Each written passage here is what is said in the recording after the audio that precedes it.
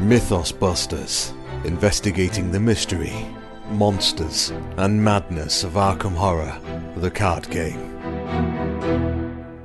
Hello and welcome to episode 5 of Mythos Busters. I'm Sean. With me tonight is Ian. Hello. And Tom. Hello. And Nicholas. Hiya. And everyone who's in our Discord server listening to us record live tonight. Hello, everyone. Studio cheer, applause. No, it's going to be that, it's just that awkward silence, and then someone will like... Maybe I'll add crickets in. Oh, please. All right. Well, guys, we've got a jam-packed show tonight. We've got quite a large agenda to get to, so we're going to cover a little bit of our, I guess some more community contributions. Why can I never think of what to call that? I always pause on that. Yeah, we really haven't come up with like a cool like in-theme name for it, I guess. So guest articles. If you come up with another tentacle pun, I'm quitting the podcast. On it. He's working on it now. Notepad out. So in addition to that, we've been to Arkham Nights. The game is out. We've played it. Some of the lucky few of us have it in our grubby little hands. So we'll definitely be talking about that. And then we've got a little bit of regular news, of course, and we're going to go through some rules PSAs to kind of help everyone get some of the more basic questions that might come up as you play, in anticipation, hopefully, of the very imminent general release. And then, I guess, at last, we're just going to talk some general impressions of the game. You guys, are you ready? Oh, yeah. Mm-hmm.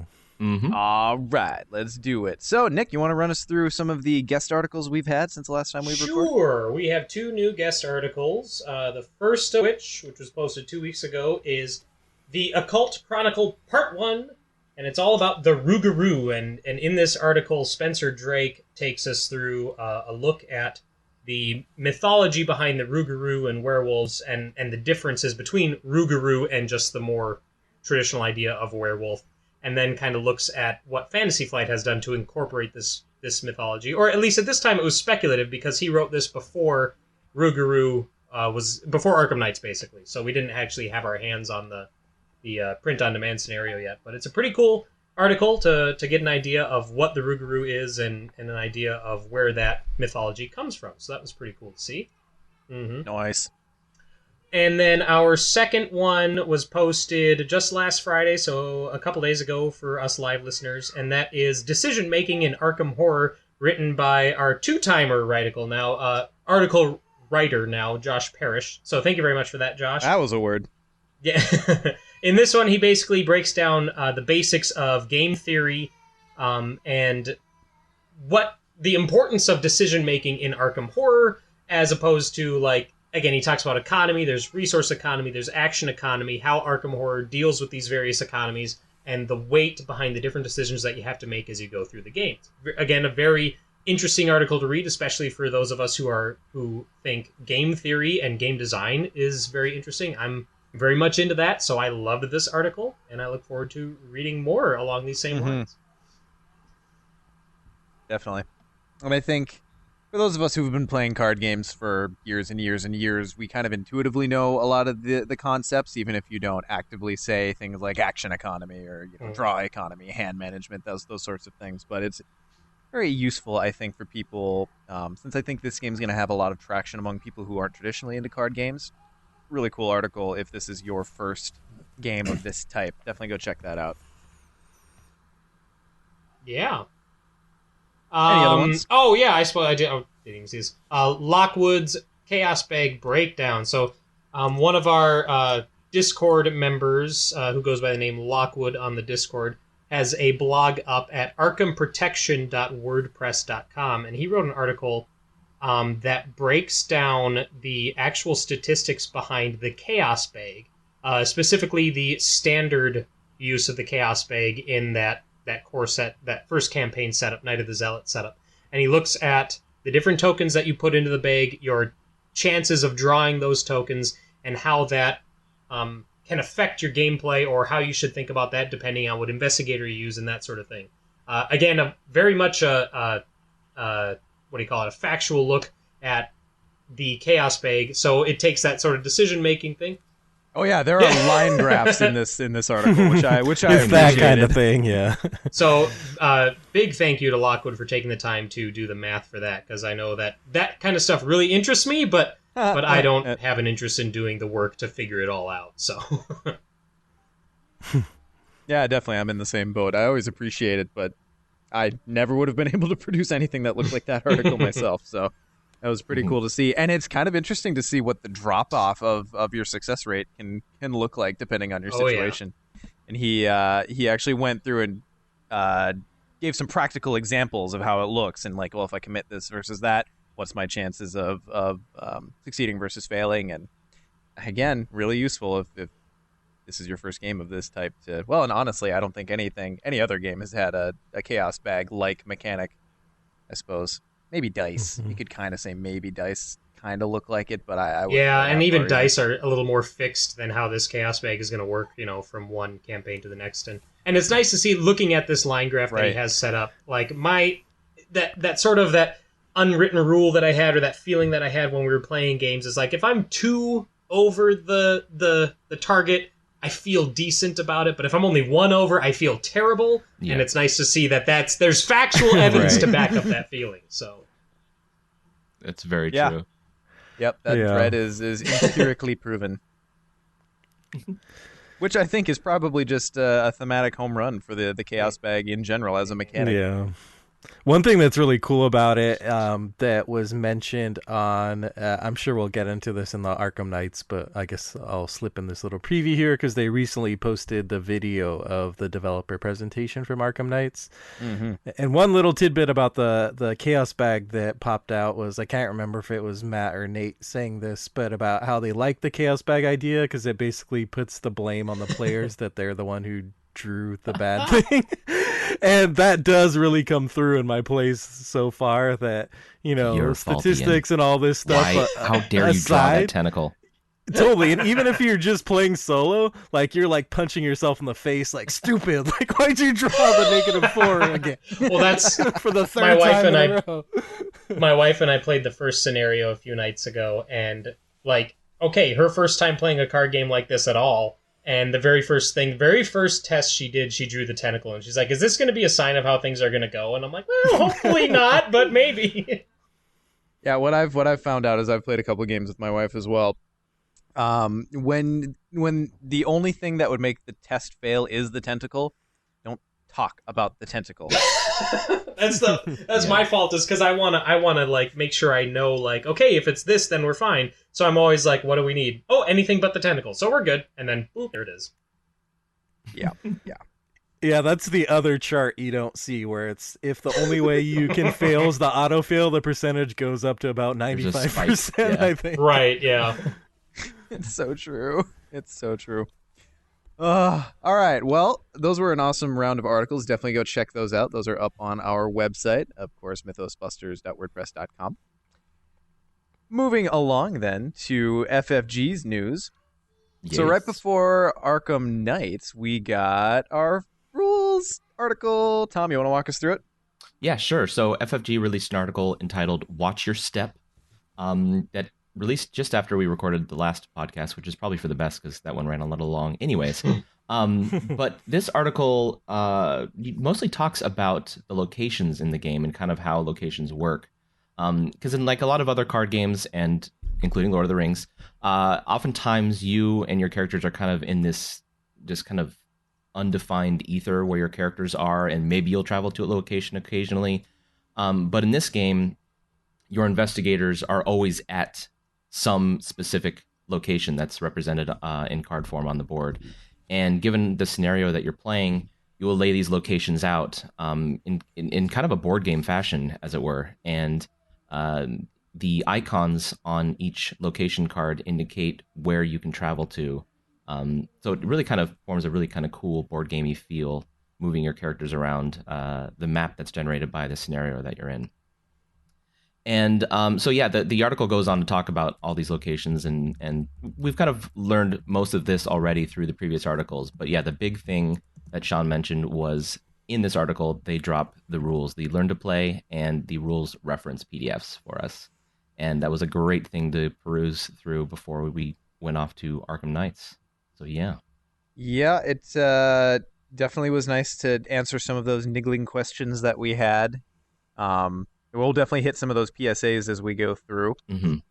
Ian, as someone who didn't immediately get their hands on the game afterward, was it fun to just take the rules reference just keep a copy in the toilet and just have it for general reading material? Or You say that as if that's not the truth. But... Oh, no. I am a brother in arms. There's a reason I get 2 core sets, baby. Oh, jeez. Gotta have a copy of the rules reference in every possible place that it might be useful for reading material. I will make sure that I bring my own rules book next time I go to hang out with Sean. Well, I think one thing that's really cool is that I know they've adopted this kind of like rules reference and learn to play thing for a lot of their recent games and LCGs like Game of Thrones 2.0 and Conquest. But when we had Lord of the Rings, that didn't exist, and it led to tons of rules questions even back in the core set days. So not that there's not rules questions even now, but I feel like that structure, like we have these detailed like timing charts in the rules reference and the steps to do a skill test, and it's just all really laid out. So of course there's still going to be rules questions, but Yeah. it's nice to have more clarity this time around for a cooperative LCG. Yeah, definitely. It's interesting to see, having been a fan of LCGs for as long as I've been, kind of the evolution of like now we get up front what it used to take the community months to cobble together. And even at that point, it wasn't official in a lot of ways. So getting those timing charts and everything along those lines, really nice. And, I have to say, just about every question that came up while we were playing at Arkham, we were able to parse together with the rules reference.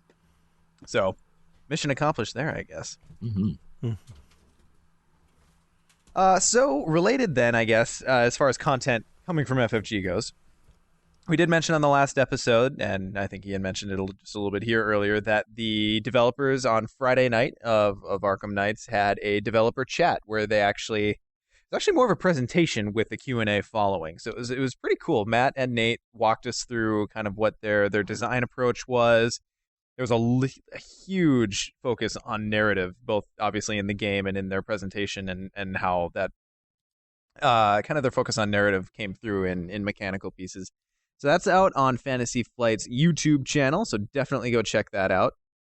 Now, sadly, the Q&A at the end did get a little edited.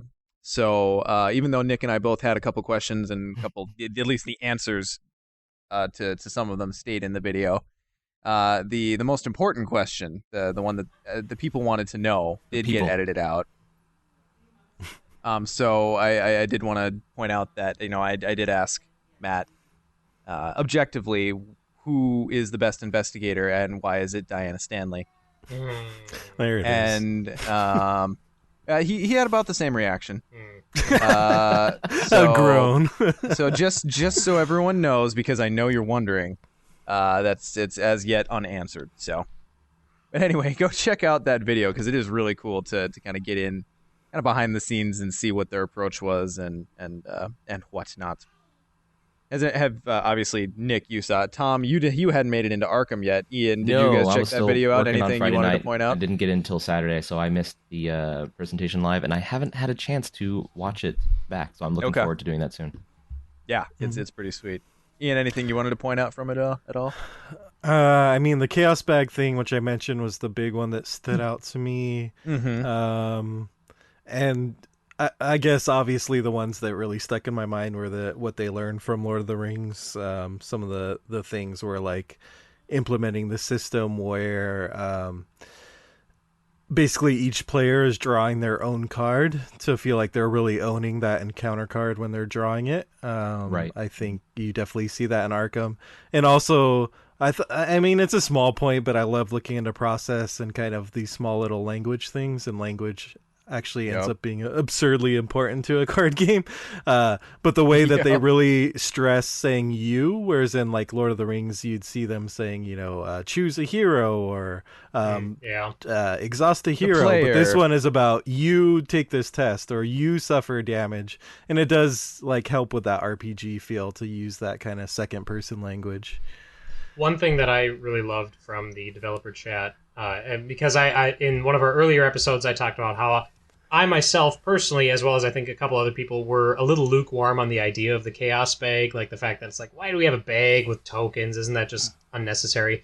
But I can't remember if it was Nate or Matt, but one of them brought up how they decided on the Chaos Bag because other Arkham games from Fantasy Flight use a cup or a bag that you randomly draw tokens out of. And I'm like, okay, that one line, that like flipped me 100%. Like, no, I get it now. I see it. It's thematic. It fits. As weird as it felt at first, now it makes sense. So, like, that was great.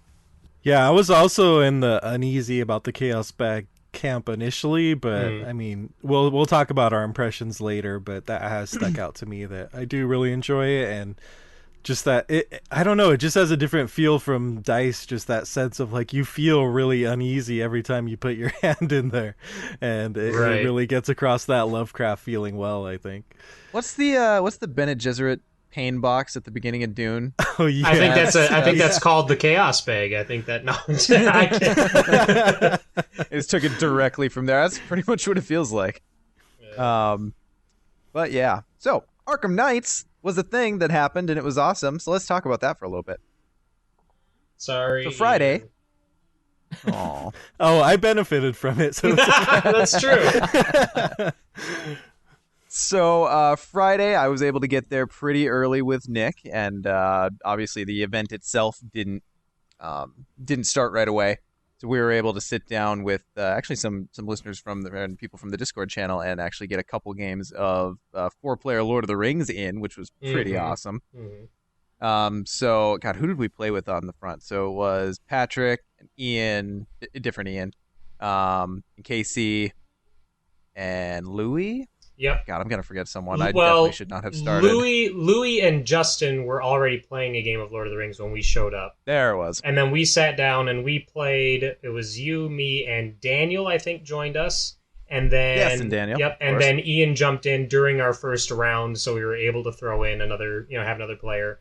And then we met Patrick and Josh while we were playing.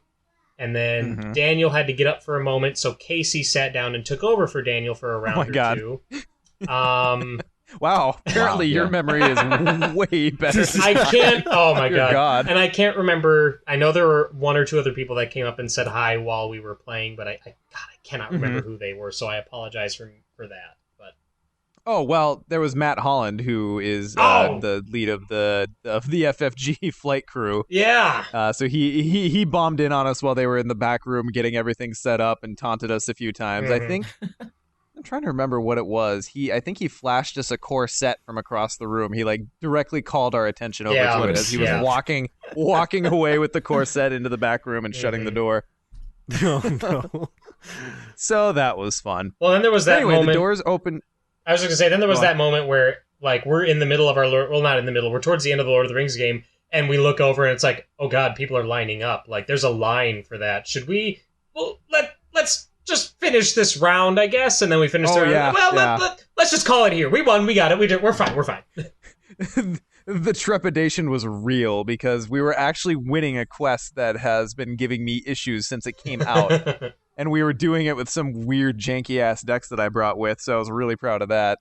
And they opened the doors for the event earlier than 6, so they actually ended up opening at like, was it 3:30 or 4? It was 4. Yeah. So yeah, really quickly, or at least sooner than we were expecting.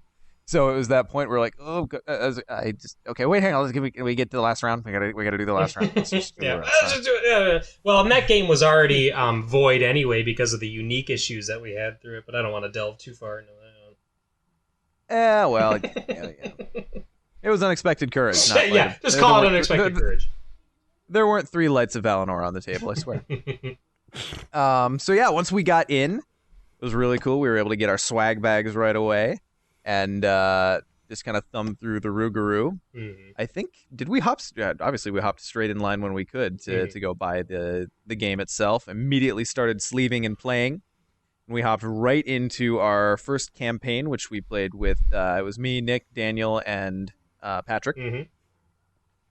And, I have to say, obviously we could talk about the campaign throughout the weekend, but just kind of talking about our campaign in general, the game, it delivered in every way that I was hoping it would. So, so much fun. And it's tough not to be spoilery about the quests, God, I gotta stop doing that. The scenarios themselves. So, just to pre-warn everyone that we're going to do our best not to spoil actual story elements from the scenarios as we talk about these things. We're probably going to wait until, and what did we decide in our mod chat that our statute of limitations on the story of a campaign was going to be until the next deluxe drops? Is that where we landed on? I thought we landed on about 6 hours. I think 6 hours after release. Right. We'll go ahead and start. Yeah. Yeah. So. I think we discussed a few options for spoilers, and maybe it's still in the works. We'll have to get back to people on anyway, it. Well, given the narrative nature of the game and how important the story is, we're definitely going to do our best not to hit on the encounter card spoilers as we go through. But anyway, the campaign itself was awesome. The first scenario we actually kind of, surprisingly enough, blazed through. But I suppose that maybe isn't as surprising, since the first scenario, it would make sense to make it a little bit more of a softball. Oh my God. Then Daniel left, and he was our Daisy. He was our investigator. And oh man, we could not find clues to save our lives in the second scenario. We got so bogged and beaten down. By the time we got to the third scenario, everything just fell apart. Everything just fell right apart. And honestly, it's kind of weird. It was very thematically appropriate. Exactly. It's kind of weird because I'd never had more fun playing the game that weekend than when everything was just going to shit and there was nothing we could do about it. And it's weird because that's right about the time I showed up as well. Probably, yeah. Yeah, that's, you guys were right around finishing that the time. third scenario. Oh, yeah, I think you're right. So, I don't know. In Lord of the Rings, I get really salty when everything falls apart. But for some reason, the way it works, that you just kind of play through and you take your licks where they come. It ended up being more awesome than anything else. Because, God, we just got decimated in that last quest. Mm-hmm. I did it again. Well, no, to be fair, one person got decimated and three of us were like, we're gonna just see ourselves out. Yeah, and I have to point that out as that's something that really took me by surprise when playing this game, is that a lot of scenarios have a way for you to resign and just say, you know what, we're gonna peace out. Yeah. And just nope out. It's exactly. And in some ways it feels like quitting, but on the other hand, it doesn't, because there is some resolution in the campaign book about you resigning from the scenario and what that means going forward. Mm-hmm. And I thought that was really cool how you can resign out of a scenario and yet still progress and move on to the next scenario if you wish. Yep. Yeah, that was honestly something that I had zero, I did not expect that at all. But even in that first scenario, when we flip over a certain card and it says action, resign, I'm like, wait, what? we can just quit and just go on? That was great. Yeah. I loved it. Well, it does something to you psychologically too, where that's always an option in the back of your head. But Right. it's always there, and it just kind of It's unsettles freeing. you, and you wonder what would happen if I resign? And I don't know. Yeah, it just gives you that nice unsettled feel, which is good. God, and you don't and have moreover, the, it's you don't have to- sometimes the resign action is on a specific location card. It's not something you can do anywhere. Yes. So you might have to literally Right. escape to a specific location to get out of there, which is also really cool.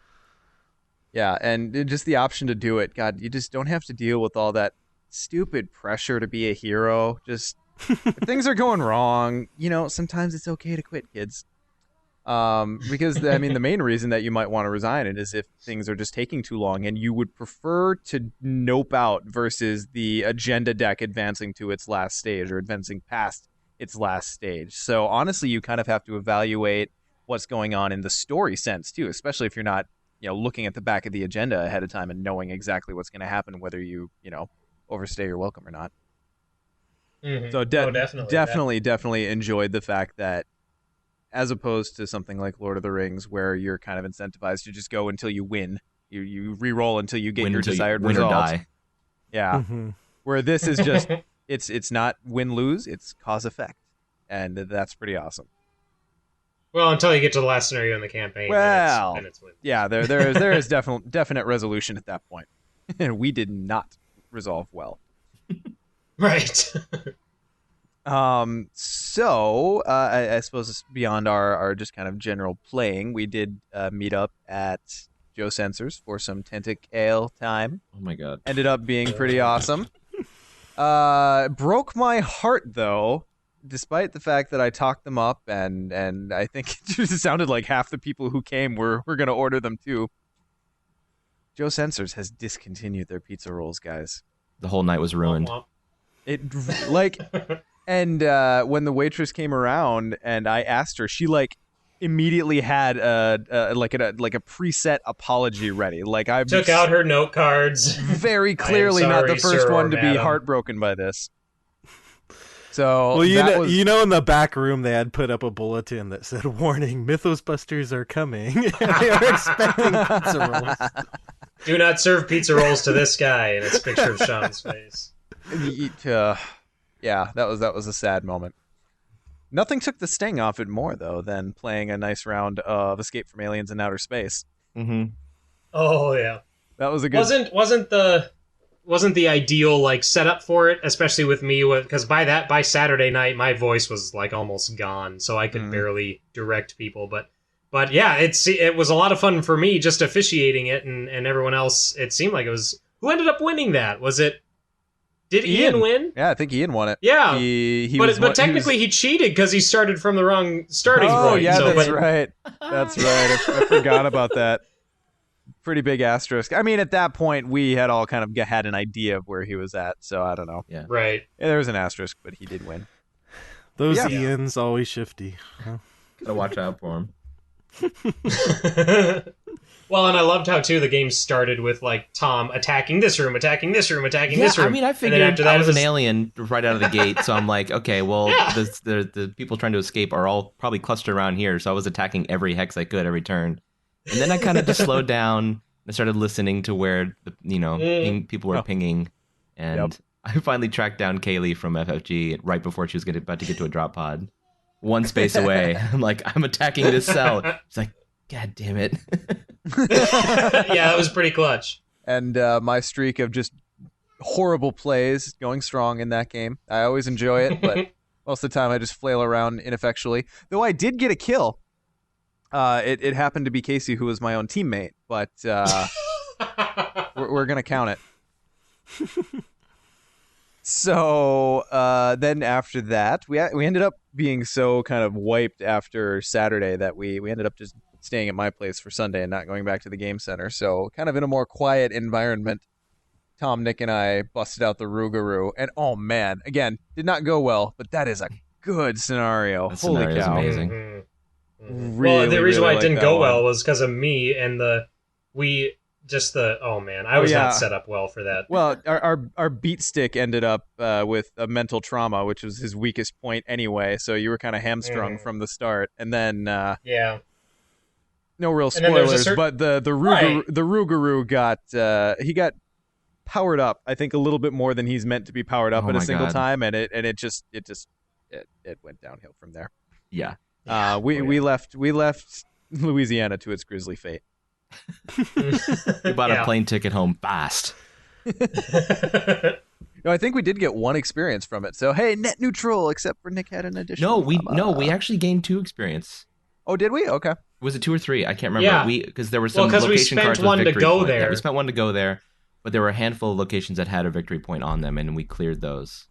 So I think we ended up with a net gain of I can't remember if it was 1 or 2 experience points to spend. But me, as Roland, starting scenario 3 with 2 mental trauma, I'm really wondering if it was worth it.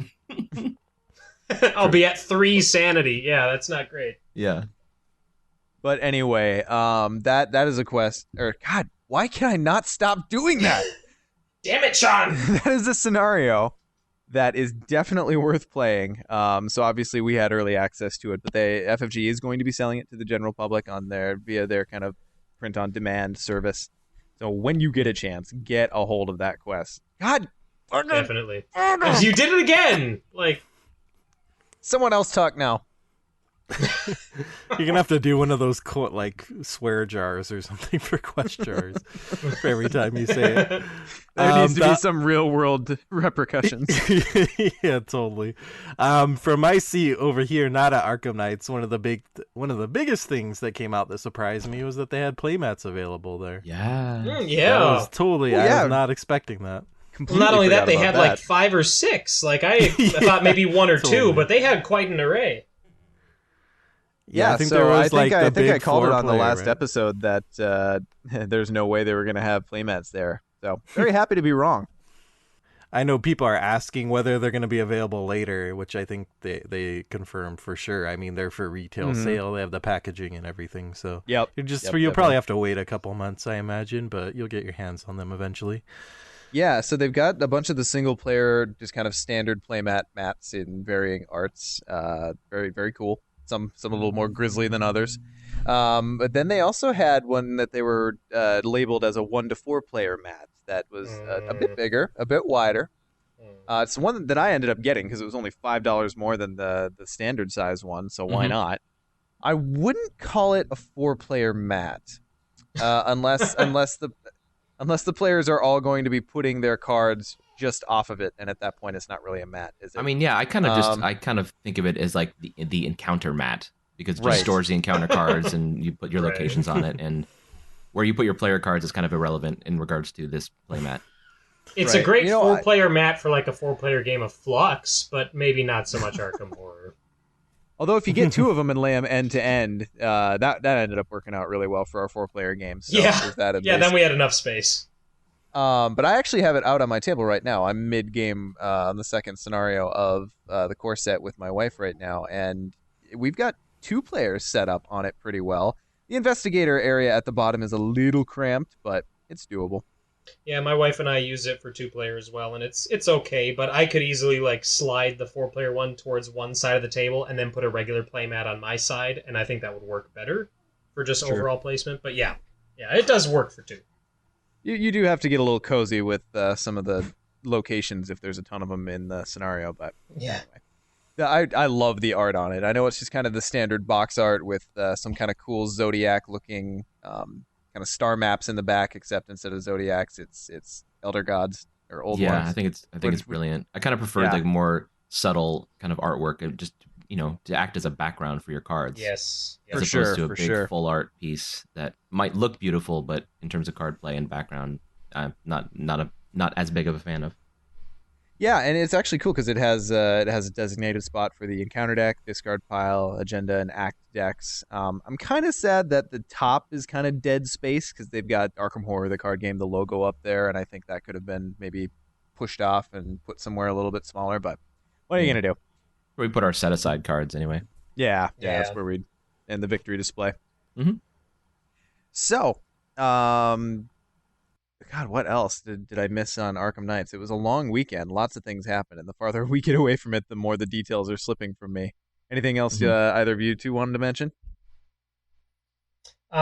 Sean, you and I got a chance to observe the original Arkham Horror board game. Oh, from, yeah, the that's right. 80s, which was being run by the designer himself. Of course, now I can't remember his name. Richard. Richard Lanius. Yeah. Yes, yeah, and that was a cool conversation to have with him real quick about the differences between that version and the current version, and also just to look at the board and how different the board is. Like, from Yeah, when it was like started creepy to now. Candyland. Yeah, it was like a game of life almost. But yeah, it was great. It was that was really cool. And then the 16-player game of Eldritch Horror. Oh my God, that was fun to watch. Yeah. That was amazing. Everybody sitting down, and on your turn, you stood up and announced your actions, that sort of thing. And then as soon as a Mythos card gets drawn, all 16 players are standing up and huddled over the table like, "Oh, what's going on? What's going to happen? Oh no, it was a lot of fun. That was great. Yeah, and I'm kind of sad that I'm not, because we played Arkham all weekend and it was awesome. But there was lots of cool things going on there. So next year, when Arkham's not the brand new hotness, I look forward to probably sitting down for some of the side events. Eldritch, yeah. or I Mansions was there, of course. Right, and I really wanted to play one of the scenarios for End of the World, and I know that Josh had talked about playing it as well. But both he and I, like, it got to scenario 2 of the campaign, and we're like, nah, we're all in. Like, this is our night. This is our weekend now. So, kind of sad that I missed out on that, but at the same time, I'll have the chance later. And it also speaks to the strength of the game. So, hey, good job for picking doing a podcast on it before it actually releases. Right. Yeah, isn't it a good thing it was actually good? Like, imagine if you had sat down at Arkham Nights and like, this game is ass. Like, about that podcast, guys. Welcome to the 5th and final episode of Mythos Busters. Yeah. Instead of a chaos bag, they reveal it's like a spinner, like from some, Oh, no. Twister or something. Wait, the chaos They spinner or what? They've just reappropriated the life spinner. It's just like the Arkham version of Guess Who. You just have the little stands. Stop it. Does the Elder God have tentacles? Oh no, Azathoth has. So, in playing the game quite a bit, as we have, and I suppose it's probably worth telling the other story here. So, at Arkham, everyone who was there with a badge was allocated one copy of Arkham Horror LCG. Which, it's a champagne complete because it was obviously an early release, but I was really hoping to get 2 cores there. So, we get a day into the weekend, and I'm sitting here thinking, like, well, there's a lot of games here. There's no way everyone here is here for the LCG or is going to buy their LCG. So I'm like, you know what? Nick, was it? No, who was it? Oh yeah, it was Patrick and Daniel had hopped into another game the next day when we were going to continue our campaign. And we got there, they were in the middle of it, so we were waiting for them to finish so we could pick up our campaign. I'm like, you know what? I'll just kill some time and hustle around a little bit, see if I can talk to anyone. So I'm like, all right, well, this is probably going to be some work, but whatever. Going up to random strangers and trying to shake them down for a core set. I've done weirder things. So I walk up to a table of 4 dudes who are just playing OG Arkham Horror. Well, not OG Arkham Horror. OG Fantasy Flight's Arkham Horror. Silver Age Arkham Horror. Yes. And I'm like, oh, hey guys, sorry to interrupt for a second. I was just curious if any of you was not going to buy your copy of Arkham. And here I'm thinking, like, I'm going to have to hit like 8 tables before I finally get a hit, right? Immediately, one dude was like, oh yeah, I don't think I'm going to buy it. I'm like, well, could I buy it from you? Could I grab you a drink for your trouble? And he's like, oh yeah, we could take a break here. I'm like, sweet.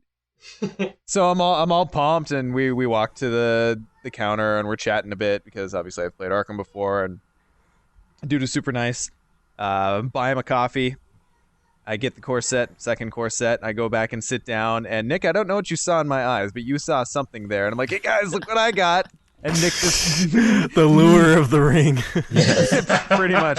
Nick just looks at me and goes, that's Ian's, right? And in that moment, I'm just like, oh, shit, it is, isn't it? Yeah, So- there was some sweat. I was like, I'm going to take a pen out and write Ian's name on that box. Like, that's for him. Like, Nick was totally Sam and you were Frodo. Totally. But Sean wasn't deterred. He was God. like, oh, well, if I was able to get another copy this easily, then surely Exactly. there's got to be another one. I Oh, can yeah. find. Well, and Yeah, then that Ian- even convinced Ian needs to me, be because then I thanking was whatever like, gods he keeps, because I hustled the rest of the weekend and found no one else who was willing to give up Right. their copy or had not already purchased it. So, well, at least we and got that one for each even, of the how hosts. quickly that went for you, Sean, that convinced me, because I was like, oh, if he got one right away, like, yeah, that'll be Ian's. And then Sean and I was like, I'll just follow Sean around and I'll ask other people that, and yeah, nothing. Nothing. Yeah, so if you were at Arkham Nights and some, stringy white guy tried to shake you down for a core set, I apologize. Try not to be too creepy, but yeah, I asked a ton of people, and oh well, whatever. Well, they're Again, up on champagne eBay for about complaint. $150 if you want to grab that. That's it? Oh, I'm buying 3. You know what's funny is my Brandon, who I do my other podcast with, was trying to convince me that my love for this game can in no way possibly be greater than my love for probably the $100 I could get for selling it and just waiting for the regular release. Oh, that sounds just like Brandon. And I've avoided the temptation so far. So He's just upset that his game is dying now because this one came out. Am I right, people? Am I right? no. Lord of the Rings No, is just go dead. there. It's dead. Boo.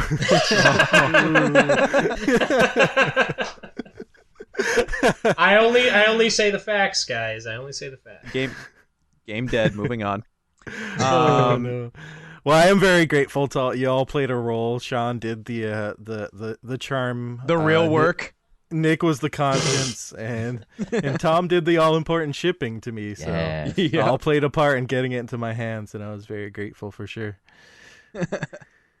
So anyway, I wanted to share that story because I thought it was maybe not so much funny the way it worked out, but yeah, it certainly was a Frodo moment for me, and I didn't realize it at the time. But. It's like destroy it, drop it into the fire. Isildur! Yeah. No. Well, at least you So- had more control than Isildur, so Yeah, I guess. good on you. Isildur didn't have Nick. Just let's talk- stupid Elrond. What did he ever do? So let's talk a little bit about the game. So as obviously we've now explained all the background, all of us have a copy of the game. We've been able to play it. Ian, you got it at the front of the weekend here, right? So you were able to get a few games. in, Yeah, on weren't you? Thursday. Mm-hmm. Okay. Yeah, I also played a bit on Tabletop Simulator, which I guess is worth mentioning for the people who are waiting and all the people right. who were involved in Arkham Nights, which was all of us at So someone did do a Tabletop Simulator mod. If you're not familiar with Tabletop Simulator, it's basically a app you can get on Steam and probably other places. I have mine through Steam, and it's like a virtual tabletop. You can play all kinds of board games on there. But someone did a module for Arkham Horror, the card game, because all of us were waiting, and then once all the cards appeared on the internet, it appeared very shortly thereafter. And so yeah, I tried it a bit on there, but I only wanted to kind of do the first scenario on there because it was just kind of like a intro scenario anyway, and then I waited to get my core set to tackle scenario 2. I haven't gotten to scenario 3 yet, but Oh, well. Good luck Neither with that. have I.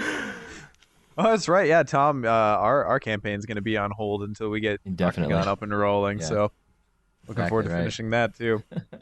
And speaking of all this, it's an interesting topic, but I do want to just put it out there that while I can sit here and speak from my from my privileged position of having gotten to go to Arkham Nights and actually have the game in my hand, let's just all, as a community, make sure we police ourselves and not be crazy pirates with all these digital versions, because they are awesome and they are going to let people try the game out before the general release. But let's not draw the ire of FFG, because it would not be good if they have to, take steps to try to shut this down.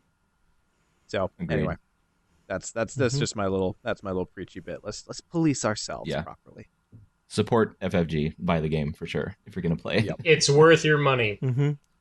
Yes. It surely is. Yeah, the cool thing about the TTS mod is the person who made it, and I should probably give them proper credit once I can look up their name. Is it Ice Cobra? Yeah, Ice Cobra is their Discord name. That he or she had set it up as a kind of a demo of the first scenario where it's all laid out. So I think it works very well for that purpose. Even people who are kind of on the fence about the game, they can try it out and decide whether they like it. And of course, the right answer is they like it. So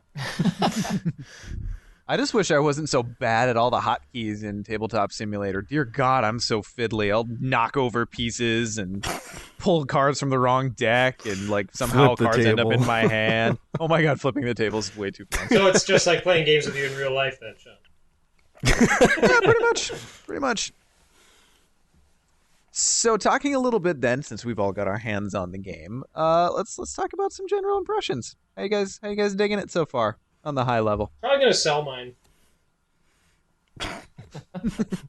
I've heard they're worth some money. Yeah, I found out I can get $150 for it. So no, I don't know. That one's still up there. No one's bit on that one. That one's been up since Arkham Nights weekend, so I think that one's probably a little above the established market price, and thankfully so. Over triple the MSRP is a little intense. So like I said, I think the game delivered in Oh, every yeah. way that I was hoping it would deliver. It's dark, it's hard, it's fun, it's quick. Like a single turn in Arkham is way faster than any other card game that I've played.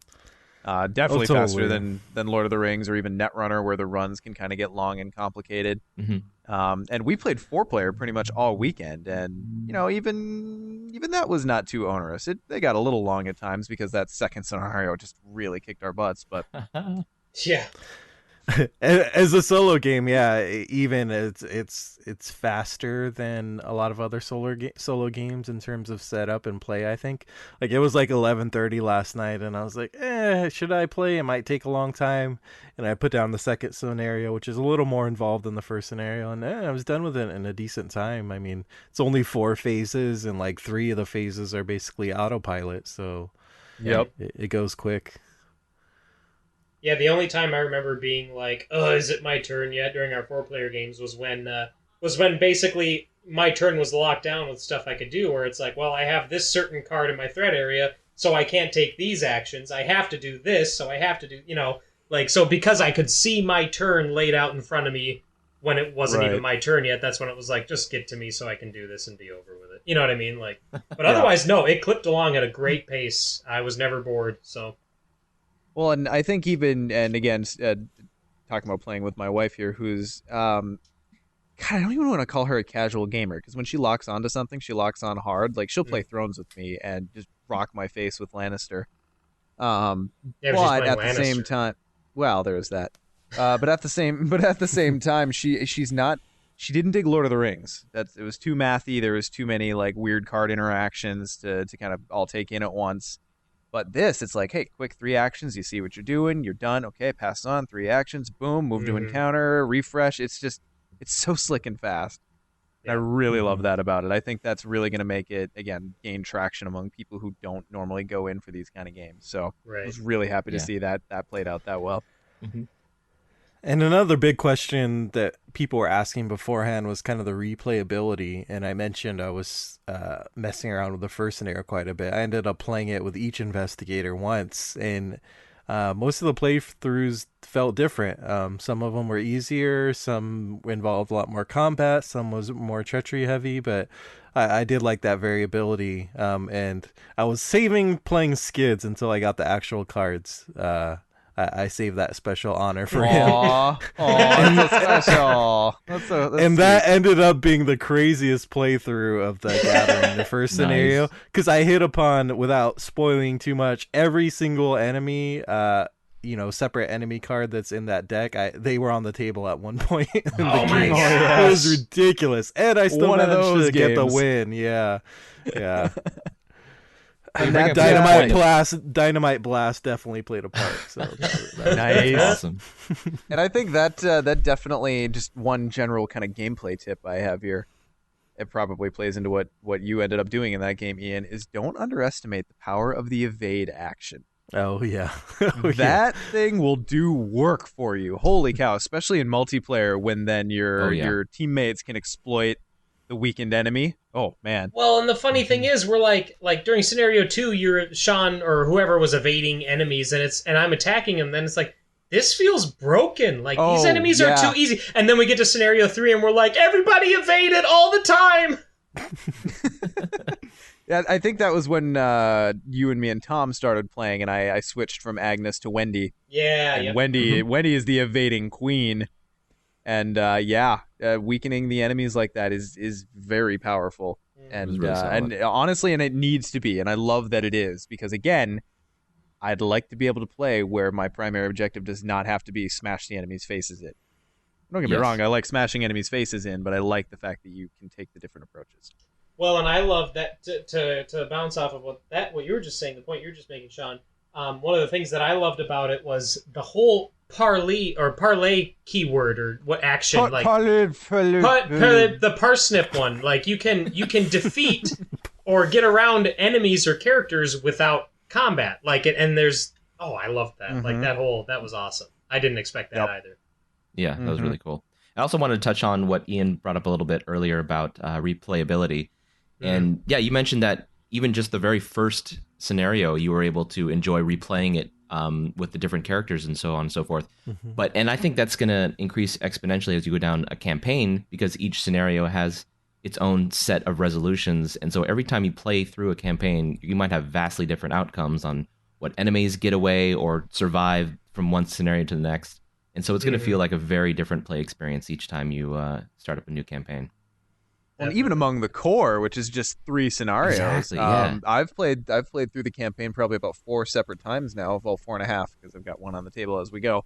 But yeah, every time it's felt a bit different because the characters are different. Obviously, each scenario can play out differently depending on what you draw when, and then the chaos bag adds more variation into it. So yeah, and as the card pool grows, like you're going to be able to high. tweak your deck differently, and build different characters, different decks. That's going to be great as well. Oh, especially once we get that second core, guys. I'm not going to lie to you. Yeah. I'm not going to lie to you. I love me some Agnes, but she needs a second core. Yeah, I don't know if a second core is going to fix Agnes. Floating around the forums. Quiet you. We saw more tentacles come out of the bag when you were playing Agnes than anyone else. I'm just saying, it's a don't blame Agnes. That's on me. But yeah. So the reason I say that is because Agnes's best stat is her willpower. She's actually really well positioned to deal with a lot of the treacheries that come off the encounter deck. So a lot of the treacheries, I think, more than anything, the treacheries test willpower. They do test other things. So she does have that. That is kind of her basic advantage. But in order to kind of get into the fighting and the investigating, she needs a little help from her key cards. So that's why I'm saying that a second core will really benefit her consistency. Definitely.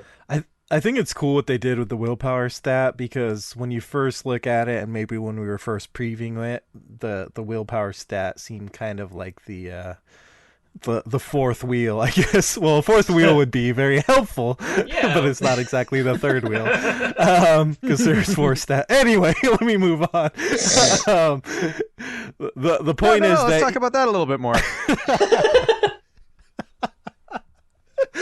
There were clear roles for all the other skills, but willpower didn't really have a clear place. But then as you play, you see a lot of treacheries do test it. And so Skids, that's kind of his weak spot. And so he can get hit by those treacheries really bad. And maybe, let's say you're deck building and you're just like, I don't need to worry about willpower too much. I'll leave those kind of icons out, and then it'll definitely come back to bite you. So there's a good balance and all that. Yep. Well, and when we sat down to play our first game, Sean, I decided I was going to do a roll-in deck, but I wasn't going to do the suggested deck in the rule book. I was like, I'm going to trade some cards back and forth and start it a little different than what they suggest. So I'm looking at the skill cards that come in the game, and I'm like, I'm not going to do that. So I was going into it with the Lord of the Rings mentality, where it's like, another player will handle Will. I won't need it. Right. I'm going to double down on combat. And then when Will stuff came to me, unlike Lord of the Rings, I had to deal with it, not any player. So it was just like, okay, I guess Roland is just going to take horror, or he's just going to do, get messed up, because I didn't take those, the Will buffs or whatever, or the buffs that I thought that I made. Yeah, you were really good at taking on that horror. Yeah, I did. I took a lot of it.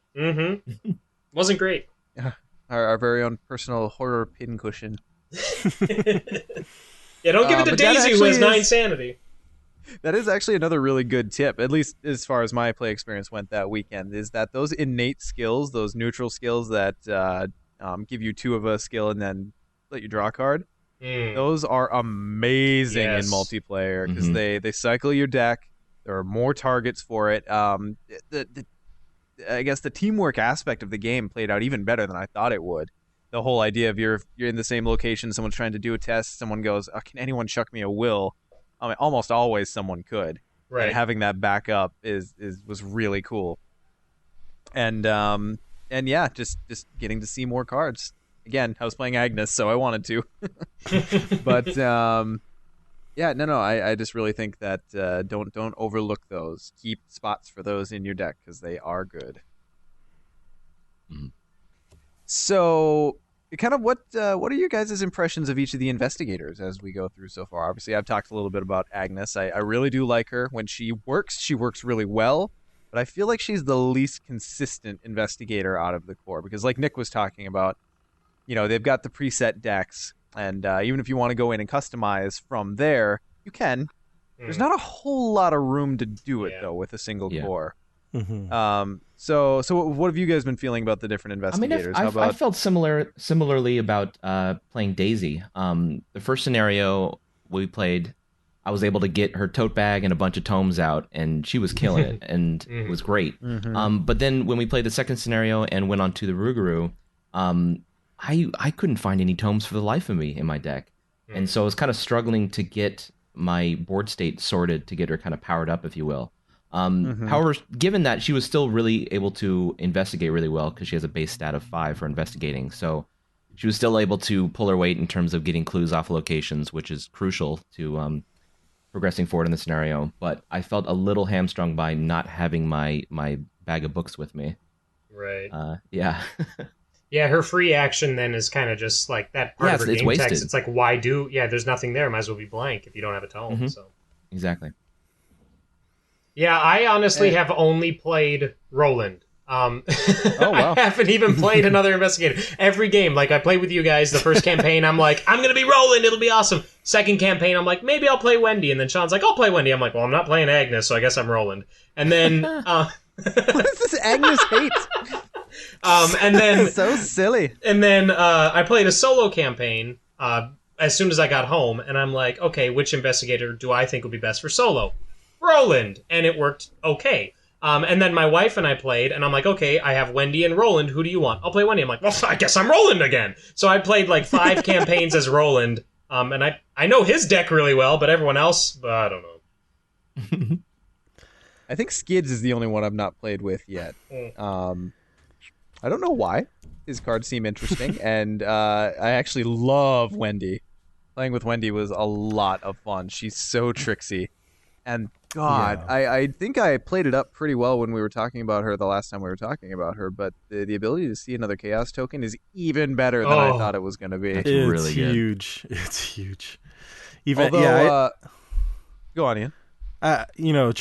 Trying all 5 of them in solo, I found that Wendy's that mulligan, that token mulligan, essentially is. I'm sure it's good in multiplayer, but it's spectacular in solo too because you have no fallback; it's all on you. So being able to kind of redraw those crucial moments is huge in solo for sure. Yeah, and I don't know, She's just so good, and again, getting to that point where she's terrible at combat. I just don't care. But she's damn good so at good evading. at everything else. Yeah. And PSA on playing her, by the way. So her amulet, the way it works with her, is very good. But I was playing it OP good for a little while. So her amulet pops into play and says that you may play the top event in your discard pile as if it were in your hand. And then force, after you play an event from your discard pile, put it on the bottom of your deck. No, when you but play it turns out that's not what it says. Yeah, okay, sorry. Yep, I got you. Yeah. So that's what I thought ruined it your said. joke. No, it's not a joke. I've made a career out of reading 70% of cards and interpreting it exactly how I want them to read. So what it actually says is while the amulet is in play, any event that you play goes on the bottom of your deck instead of into your discard pile. So it basically is incentivizing you to just chuck all your events for her ability because they're going on your bottom of your deck when you play them anyway. Might as well be able to play them out of your discard pile. So just FYI there. She's still amazing, and that limitation, hurts her a little bit from my first interpretation, but she's still so good. Yeah, Skids has been really good so far. I'm glad he hasn't disappointed me. I like his well balance, except for his lack of willpower. The interesting thing about the rogue class is really finding that balance of how many actions are you going to devote to doing their little resource gathering, basically, which they use resources for like Skids' ability and other rogue cards. And in the first scenario, it doesn't matter as much because you have a lot of breathing room in the first scenario. Yeah. For people who have only played the first scenario so far, the jump from that to the second scenario is pretty daunting as far as how much time you have. Yeah. So you could easily play the first scenario and be like, oh, this game is a little easy. You can just sit back and gather all the resources you want, which I've done, and like push through like a 10 combat just for the fun of it. But you get to that second scenario and that's not the case anymore. And as a rogue, you really have to start choosing, like, I could use this action to gather resources, but I'm running out of time. So do I just want to like try to do this investigation check with just 1 point over? Or, you just have to make those hard decisions. So it's definitely a fine line with rogues. I'm sure as with a second core set and more stuff, it'll be better. I will say that I do like Wendy's rogue survivor combination than Skids' rogue guardian combination, at least for solo. Right, but Skids did. I was surprised at how well he was able to hold up in combat. Because in when we played our first scenario, right as the big baddie came out on scenario 1, Nick went insane, so he was out. But we were still left with like a 20 hit point enemy we were up against, and Skids was able. Oh, I think Daniel that was doesn't playing scale him. down once the player goes away. Yeah. Exactly. Per investigator, so I think Daniel was playing started Skids at our table, and he was able to take him down over the next couple of turns, which was pretty awesome. Yeah. I do like that combo. It's not necessarily bad. I think it'll be better with more cards in the pool. But I just really like how Survivor and Rogue work together. Like you can evade with Wendy's high evade, and then hit them with the sneak attack, which does the 2 damage to exhaust an enemy, or you can use the backstab. So it actually gives Wendy some good combat options. She's not totally helpless. Yeah, I'm really excited to try out Wendy at some point because I love the idea of having a class that less is more, and it's like you don't necessarily need a lot of cards in play for her to be very effective. So I love that idea. And then I'm also excited to try Skids because I love classes that or character or deck types that just plain cheat, and they're like, oh, I need this many turns. No, I actually only need 2 less than that or whatever. And Skids' type, the rogue type, is definitely the one that cheats cards into play and cheats resources out and stuff like that. So yeah. Now, I do think the debt collectors are coming for me soon because I have yet to satisfy the hospital debts. I just always leave them there. Yeah.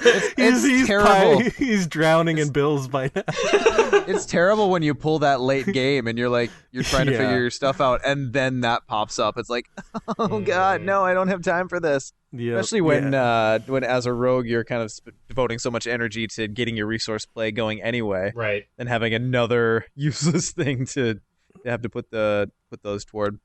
Yeah, putting 6 resources on there to satisfy it's rough, for sure. So now, getting back to Agnes or Daisy, I suppose, in a sense, have any of you guys played around with scrying at all, and determined whether it's better to scry a player's deck versus the encounter deck? Well, I can only speak again because I've only played as Roland, but I can. I mean, the way that we were using it during our group play at Arkham Nights, Sean, it seemed like we used it more for player decks than the encounter deck, I think. I think in the game that I only got it out once, but I think in the game we got it out, I think you were digging for a weapon pretty hard, so I was trying to help you find that. Mm-hmm. So again, flexibility is great, but in the campaign I have going with my wife right now, she's got it out twice, and oh man, seeing the encounter deck and knowing what you can play for, go first Agnes with scrying on the board. Oh, it makes such a difference. It makes such a difference. Now, didn't we use it at one point too to semi-bury a weakness card? It wasn't for me. It must have been for someone else, but I know that we talked about Who was it? The importance of that. It might have been Patrick. Yeah, I think his hospital debts were coming up, and we were, if I remember correctly, his hospital debts were coming up, and we were a turn or two from resigning in the second, or at least what we thought we were going to do was resign. So I just buried that as far as I could. Now, I don't think it ended up popping up on him. So no. And Tom, you had it out when you were playing as Daisy. Am I right in remembering that? Yeah, I think so. I think I had it out, and I think I used it more or less for the player decks most of the time. Especially in those later scenarios where I was desperate to get some tomes out on the board and yeah, kept failing. Yeah, that's kind of, I think, what the determining factor is going to be is, am I desperately trying to find something right now? Yeah. If so, yeah, probably going to be looking at your own deck. But I have found that, man, knowing what's coming, it really makes a difference, and even being able to manipulate what's coming. So, for instance, playing Agnes, if you look at the top 3 cards of the encounter deck and see something that tests willpower, be like, well, I'll put that in position that I can take care of it because, I'm at 7 willpower without chucking anything, so we'll be good. That's really strong. Yeah, I remember us doing that, yep. So, anyway, I was just curious if anyone else had a strong opinion, because I'm still pretty set in the fact that it's great to have the flexibility, but I think looking at the encounter deck's actually more productive in most cases. I think maybe as a general rule, yeah, like when in doubt, check the encounter deck, but really digging for that card or looking to see if there's something you need, again, for like Tom and his tomes, Tom's tomes, like scrying would be, you'd need that. The only thing I'm strong about with scrying is the artwork. I still love it. Like, I think that's some of my favorite artwork in the whole game, simply because it's such a strong tie into Twin Peaks. And it looks like such a civilized cup of coffee before that point, doesn't it? It's like the flowery saucer, and imagine everything just went wrong after that cup of coffee. Does anyone else have any kind of star cards of the weekend or favorite cards that they're playing with so far? Shotgun. I blew the face off the second scenario boss last night with the shotgun, and that felt real good. I'm pretty sure in our first campaign, that's how I took care of him as well, was with the shotgun. Yep. And then in my solo game, in scenario 3, I got it out, but didn't get the chance to use it because I went insane like immediately in my solo game. But that, oh boy, the shotgun's awesome. And I know Daniel kept talking about it when we were playing that 4-player game. He's like, no, just shoot the enemy when he's engaged with him. Just do it. I'm like, I don't want to. I want to engage. I don't want to hit him, especially with the shotgun. I don't want to blow our ally's face off because I miss with a shotgun. Oh, yeah. So luckily that never happened. That's a heavy hit. Mm-hmm. Yeah, if that one goes awry. I kind of regret not upgrading to the shotgun in my Skids campaign right now, but I had other fish to fry, which is upgrading my star card, which is the manatee himself. So good. So incredibly good. It's ridiculous. Like, I feel like I'm addicted to having that extra action now. If I go back to having 3 actions, it's like, what the hell? Only 3 actions? I'm hamstrung. Yeah. I got him out and upgraded him as soon as I could in my Wendy campaign. So, yeah, he's just as good as we thought, and probably better. Yeah, turn 1 Leo, like, when you upgrade him and are potentially getting him out on turn 1, like, that's, oh boy. It's hard to come back from something like that. Yeah, the amount of advantage that gives you over the course of a game. Mm-hmm. And he can safely soak a damage and a horror before he goes away. So, yeah, not bad. Definitely solid. One that I really liked, that I didn't. It was not even on my radar because I don't know if it was spoiled or not beforehand, but if it was, I don't remember seeing it. Was evasion or evasive? Is it evasive? Evasive, yeah. Evasive. No, elusive. Yeah. Thank you. Mm-hmm. So I believe that's a rogue card that I only encountered because it's in Wendy's deck. And man, you want to talk about like powerful, just nope out of here kind of effects? Like, you could have the worst board in the world. Doesn't even cost you an action, 2 resources, just boom, break engagement with every crappy enemy that's with you and just like pop up in a location elsewhere. It's amazing. You just become Nightcrawler. Well, and the fact that this is from each enemy, not each non-elite enemy, not each monster, and it's like everything that's engaged with you. Mm-hmm. Boss doesn't matter. You're elusive. It doesn't matter. It's, oh my god, it's so. Yeah. I can't believe, like, that blows my mind. To me, that's like it's so too much, good. It's so good. I haven't played with it yet. So. But the thing is it doesn't actually solve the enemies. It just gets you out of the situation. So I mean, it's powerful. It's really powerful, but I don't think it's in any way broken. At least until we get to a place where just like luring all the enemies to a faraway location and then popping up elsewhere is somewhat problematic. Yeah. What's funny about the art though is just a dude like it's this really powerful evasion card and he's doing like the worst move you can do when you're trying to lay low or trying to hide your identity. He's just pulling up his collar. That's all he's doing. Mm-hmm. The enemies are just whispering to themselves, like, do you see that loser just popping his collar? What does he think he's doing? I see a great potential 1-2 combo with Skids where you do elusive when you have 2 or more enemies, you elusive away, and then you dynamite blast and just smoke them all. Yep. Yeah, I see a great 1-2 hit combo. That's for an Skids. expensive combo, but I suppose if anyone can pay for it. That's every action movie scene you've ever seen where they just throw the bomb and just jump from the explosion. And as it's exploding, you pop the collar. Exactly. You guys don't look at explosions. Right, he's not even going to turn around. He's just going to keep going. The rest of your clothes are singed off, but you still have that collar you're holding onto, which is all that matters. It's all that matters. There was a little rules question to this one, which we should probably bring up, which was someone was wondering. It says you can move to a revealed location with no enemies, so the question was, does it have to be connecting? And the answer from Matt Newman himself is nope. As long as it's revealed, you've been there before. It could be across the board, so you can do a little teleporting as long as you've been there. Yep, so which makes it even better for sure.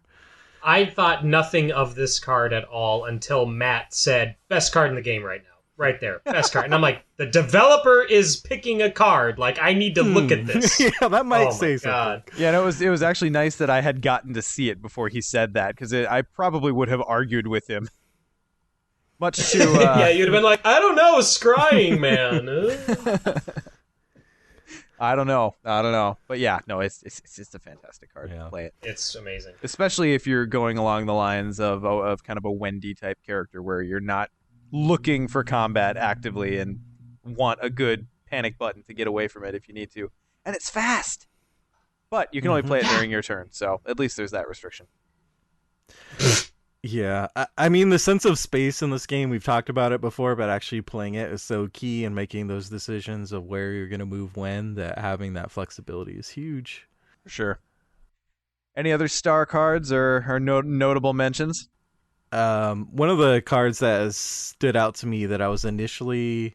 I was interested in it, but I didn't know how good it was going to be, was Burglary, which I think we talked about last episode or the episode before. Which basically lets you do an investigate action. Instead of getting clues, you get 3 resources. So it turns out that resources are pretty good and important in this game.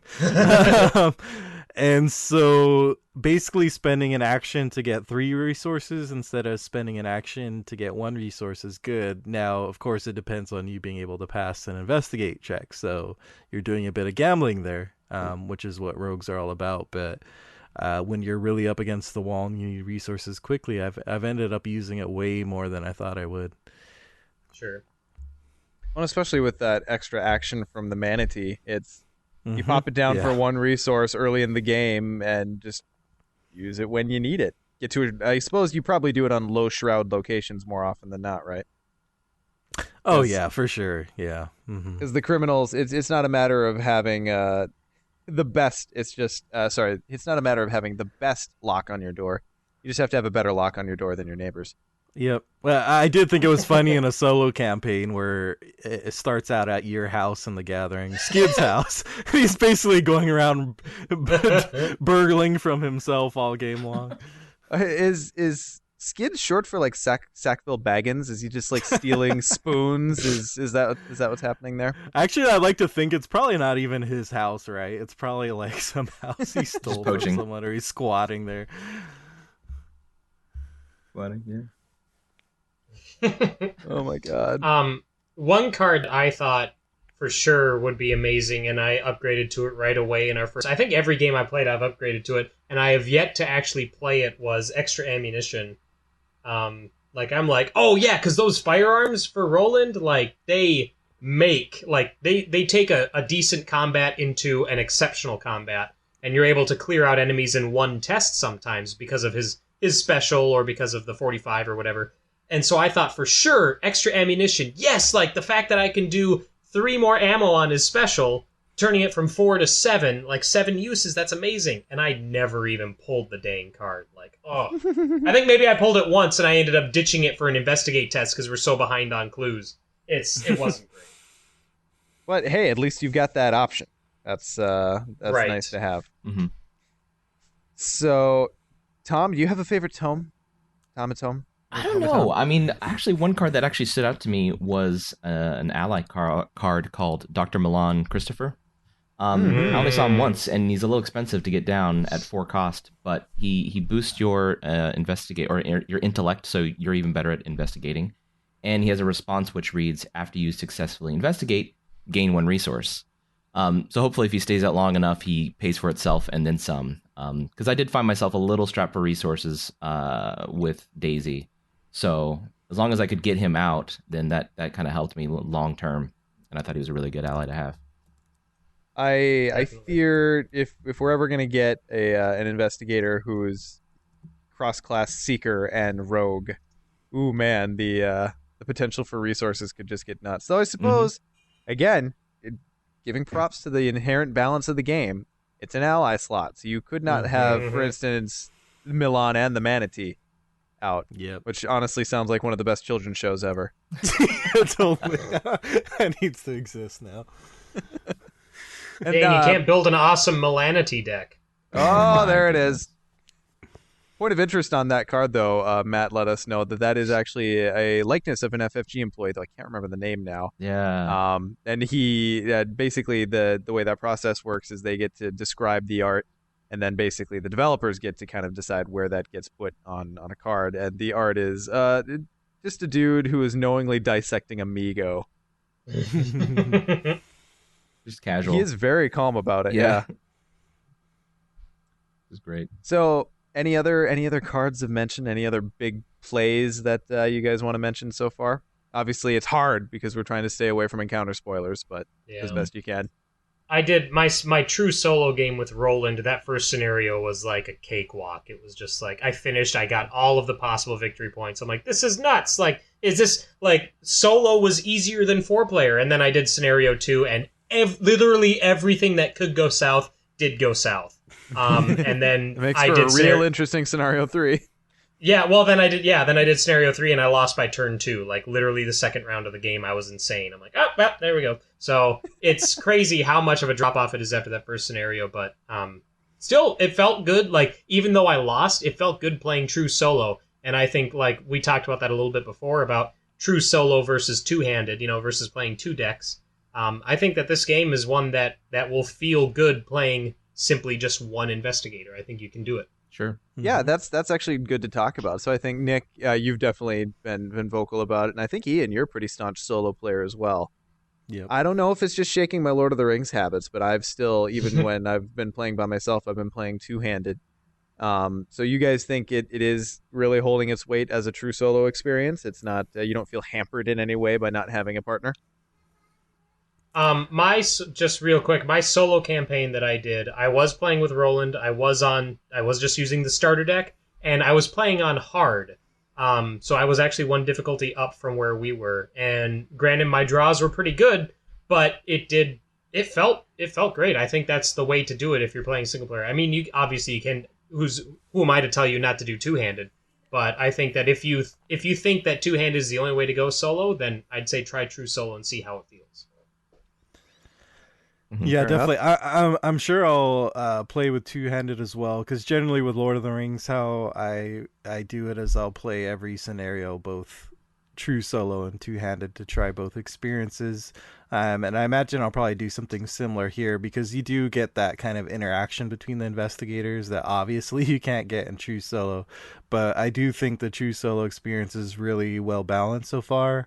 Being able to try the different investigators. Obviously, some feel a little better for it than others, but I guess the one big difference is just that it's all on you. And so if you get a run of bad luck, you're not going to have anyone to bail you out. There's not really a break there.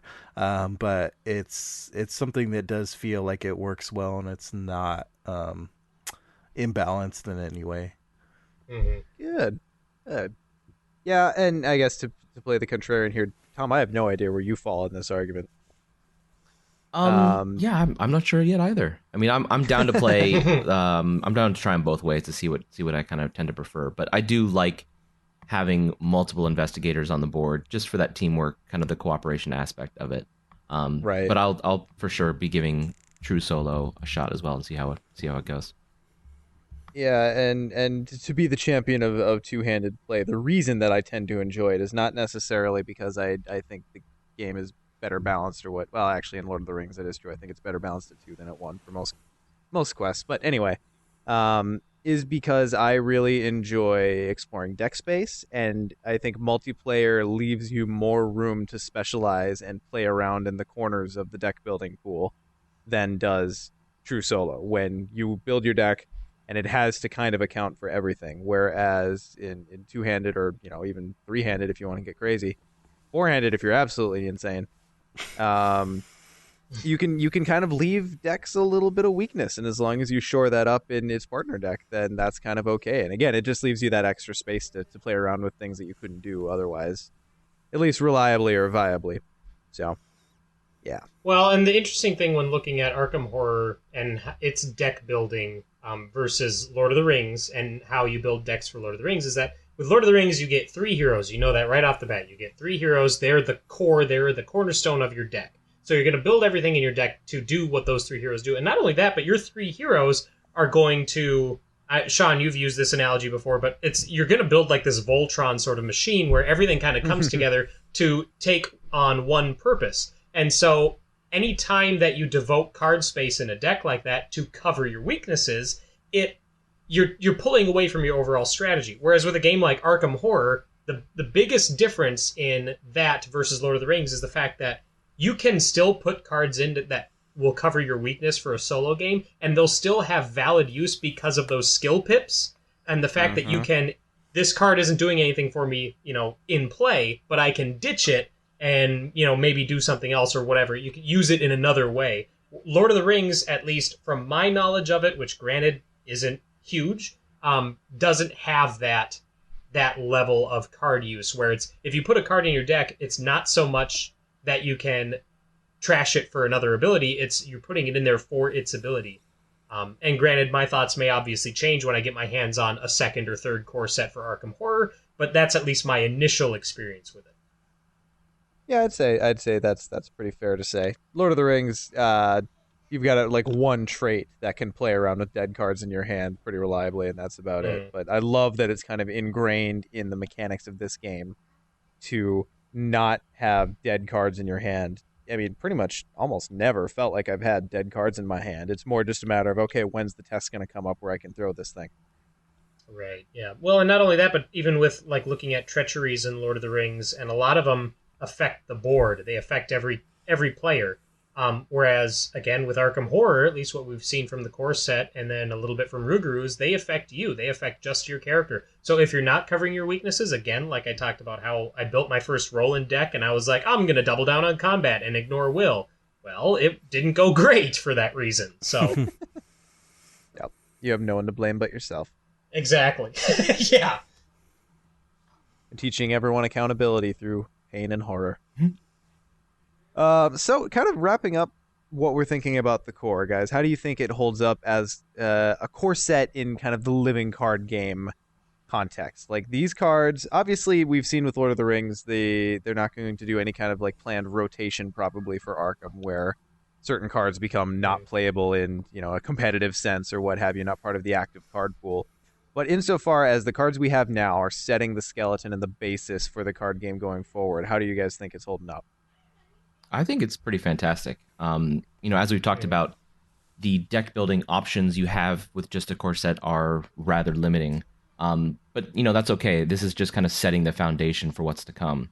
And I think even for those who don't wish to follow along with the LCG in its entirety, if they just want to get a game out of just a core set experience, I think it stands up very well just on its own as well for a good game. Yeah, definitely. I think the one thing that I felt quote unquote disappointed about with the core set was just the limited ability to customize your deck right out of the box. But even still, like the starter decks they're varied enough for the most part that it's still and the scenarios change from one to the next. Even again, playing that first scenario, how many times did you do it, Ian? And how often was it different from one game to the next? So there's a lot of replayability in there, even with the customizability being, again, more limited, like Tom said. Mm-hmm. Yeah, I think just as a core set product, I don't know. Maybe I'm caught up in the infatuation. Like it's pretty hot and heavy with Arkham right now. But Heavy petting. there's some heavy petting going on. But The chaperones are coming in to stop it. yeah, they gotta enforce a rule. We gotta stand a few feet apart for sure. But, Save room for Cthulhu. Cthulhu always cuts in, but always. I think it's probably the best of the core sets of LCGs that I've encountered. Ooh, that's a brag. Yeah, it is. The starter decks, I think they all give you a chance. Obviously, it's hard to compare cooperative versus competitive core sets, but I do think the starter decks give you a fighting chance against these three scenarios. I think all the three scenarios are kind of well designed, no big gaps in them, and I do think there's some replayability there. So yeah, I think they did a great job in kind of getting something together that's like a good basis for it. And I don't know who can say what the future holds, but I feel like we're not going to be looking back on it like 2 years down the road and saying, "Oh, what a piece of crap core," you know? Right. Yeah, hopefully not. I don't think so. I think we touched on it a little bit last episode, but I think one of the biggest things for me as far as what they've nailed in the design of this core set is the classes. And how every class has its specialties, every class has its weaknesses, but at the same time, solutions to all the problems that might be presented to you in these scenarios, every class has an answer. Mm-hmm. Every class may not have the best answer, but every class has an answer. And that is awesome. And again, it speaks to the power of this game to be able to play solo, that it does that. Because I think Lord of the Rings, again, kind of the only thing we can compare it to that's this heavy of a card game, is that, you know, the tactics, the fighty sphere, that's one of the biggest things that the community tells newbies is, hey, don't play the tactics deck first, because it can't quest, and it turns out you need to do that. So no, but you wouldn't do that here. You can say, yeah, play Roland. He plays fine solo. He's got all the answers. So then I think also beyond that, again, getting that second core set's going to make a bigger difference here, but I think this inherent design of each of the investigators is pretty sweet too, that you've got dual classes, and the fact that you can include level 0 cards, I think up to level 2 cards even of your off class for each investigator. I mean, I could build an Agnes deck that's basically a survivor deck with a few spells chucked in. Oh, yeah. I don't know that I would in that specific case, but that flexibility is available to you. So I think again, getting that second core, or maybe even third if you're really ambitious, and giving yourself all the options for multiple decks, there's some really fun areas to explore, even within just the, you know, quote unquote limited pool of the core set. So I was really impressed with that. And correct me if I'm wrong, but I'm pretty sure that each class has one card that cannot be, like, in the core set, each class has one card that cannot be included in the off-class version. Like, I don't think there's more than one card that's above level 2 for each class. Am I right in that? If I remember correctly, so as far as the non-level 0 cards go, there are 4 upgrade cards for each class, 2 of which are above level 2. I'd have to look to be sure, but that's... Yeah, so I think as you're looking to upgrade, you've obviously got all the neutrals that you can buy. You've got all of your main class cards that you can buy, and then I think there, at least in a single core set, there are 2 off-class cards that are... I think that actually varies. 2. I'm kind of looking through them now, and it looks like... Oh, does it? Okay. Yeah, it looks like with Mystic and Rogue, there are a couple of cards that are above that are like level 3 and 4. But Guardian Seeker, they only have one card that's above level 2. Oh, interesting. Yeah. Okay, so there's some variance there, Same with Survivor. Well, I guess that's... So instead of, I suppose, them having a hard and fast rule for how that works in the core set, they really did look at each individual card and say, what is this worth in experience points? Yeah. So that's actually probably a better way to do it, because that's the long view on design anyway. So one other thing I did want to touch on, probably should have done it at the beginning of our discussion here, but we've kind of taken... quiet you. We've kind of discussed among ourselves how we want to handle card reviews. We're actually a little bit divided on this. So Ian and I really, really love to dive deep and have long, weird, crazy conversations about single cards, whereas Tom and Nick, not so much their bag. So instead of kind of doing in-depth card reviews on the podcast proper here as cards come out, and we're going to do it with the core. We're probably each going to pick one or two from each class, discuss them for a little bit, move on, keep them as the light discussion topics. But the plan for the future is actually to do kind of in-depth card reviews via a Twitch channel, which we're probably going to set up pretty shortly here. And it'll probably be run mostly by me and Ian, though Nick and Tom are welcome to bomb in whenever they want to. So we will be doing that kind of in-depth card review, but in a different venue. And I've got some fun ideas for what we can do with that. You can think of them as like supplemental episodes. Exactly. Yeah. And obviously in a different medium, too. So we'll be doing them on Twitch. Anyone's welcome to come and participate. We'll upload them to YouTube afterward for just general consumption. And I think one of the other cool things that we can do, and again, everyone's going to benefit from our prior experience with Lord of the Rings, is I'm thinking it would be kind of fun maybe to bring community members on, or anyone who's there twitching with us. We can bring them on in Discord and like, hey, you've got a thought about scrying? Come on and talk to us. And the Twitch chat can obviously keep us honest as well if we misquote a card or an interaction, what have you. They're very, very good for pointing out our mistakes as we make them, as opposed to afterward. YouTube is not so forgiving. Yeah. So. Oh no. No, I think this is a Anyway. great venue for it because I think my I don't know if we call it a beef with, but kind of doing in-depth card reviews at length on an audio podcast is I think it really helps to have a visual of what the card is in front of you while it's being discussed. And so I think Twitch and YouTube kind of provide a better venue for that to take place. Yeah, definitely. Yeah. So anyway, if you were looking forward to us to just drilling down to each card in the core set and talk about it on the podcast, sadly we're not going to do exactly that, but that content will exist, so we'll let you know when we get around to that. We're going to play around with the core for a while before we start to weigh in, because ideally we want these reviews to actually mean something in the future as well, and not just our initial impressions and end up like Scrying ends up being a terrible card later in the carpool and raving about it on the first episode of the podcast. Not that I'm afraid of being wrong, but I do still want them to be valuable resources to people who are coming behind, maybe who pick up the game in a year or two and collect it in sequential order, what have you. So You don't want to become a meme like 3 years later. Oh, it's got a special place in Brandon's heart that he called one of the most powerful cards in the Lord of the Rings card pool. Basically called it unplayable in one of their first episodes. That will live on in infamy. Again, not afraid to do that, but if I can avoid it, I'd like to. Yeah.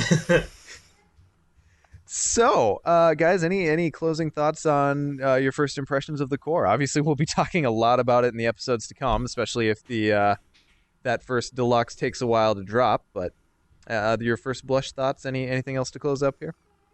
I'm excited to try a different investigator. I'll second that, Nick, because I've only played with Daisy so far, so I'm also curious to explore what the other investigators have to offer. All right, you two monogamous people. What are your next investigators going to be next time you get a chance? Who are you looking at? I'm probably going to try Wendy because she seems awesome. Yeah, I'll probably end up going Skids because he's half Roland, and then I'll probably jump into Wendy after that. How dare you?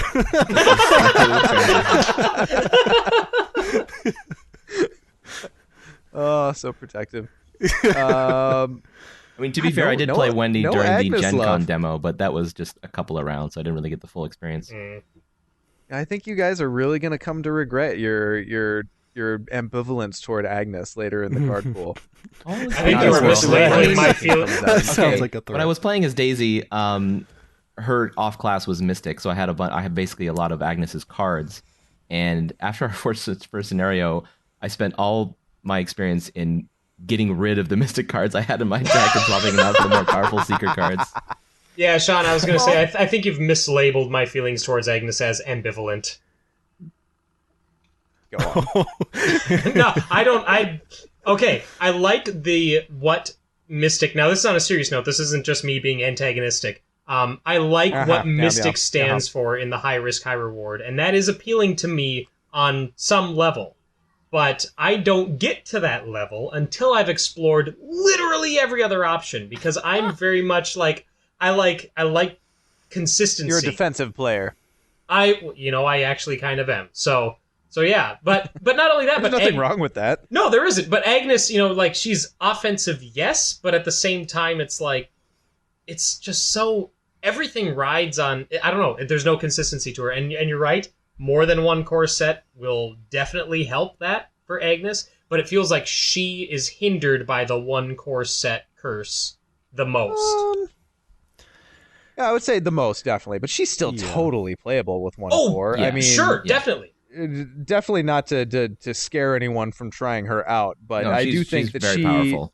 Yes, Yeah, she is. I just think the way in which she becomes powerful fluctuates a little bit more depending on what you draw in any given scenario than any other of the investigators. So Well, yes, and what when it really like hit me as far as like, ooh, like you need more than one for her. And I know you were talking about it a lot during our games, so you caught onto it. But Casey had said like she is all about spells. She's 100% about spells. She has 4 spells in the course. yeah, That's I was kind 4 of out of sad 30. to see how many of the Mystic cards were not spell traded. Right, I yeah. had kind of, when I saw her signature, So I don't.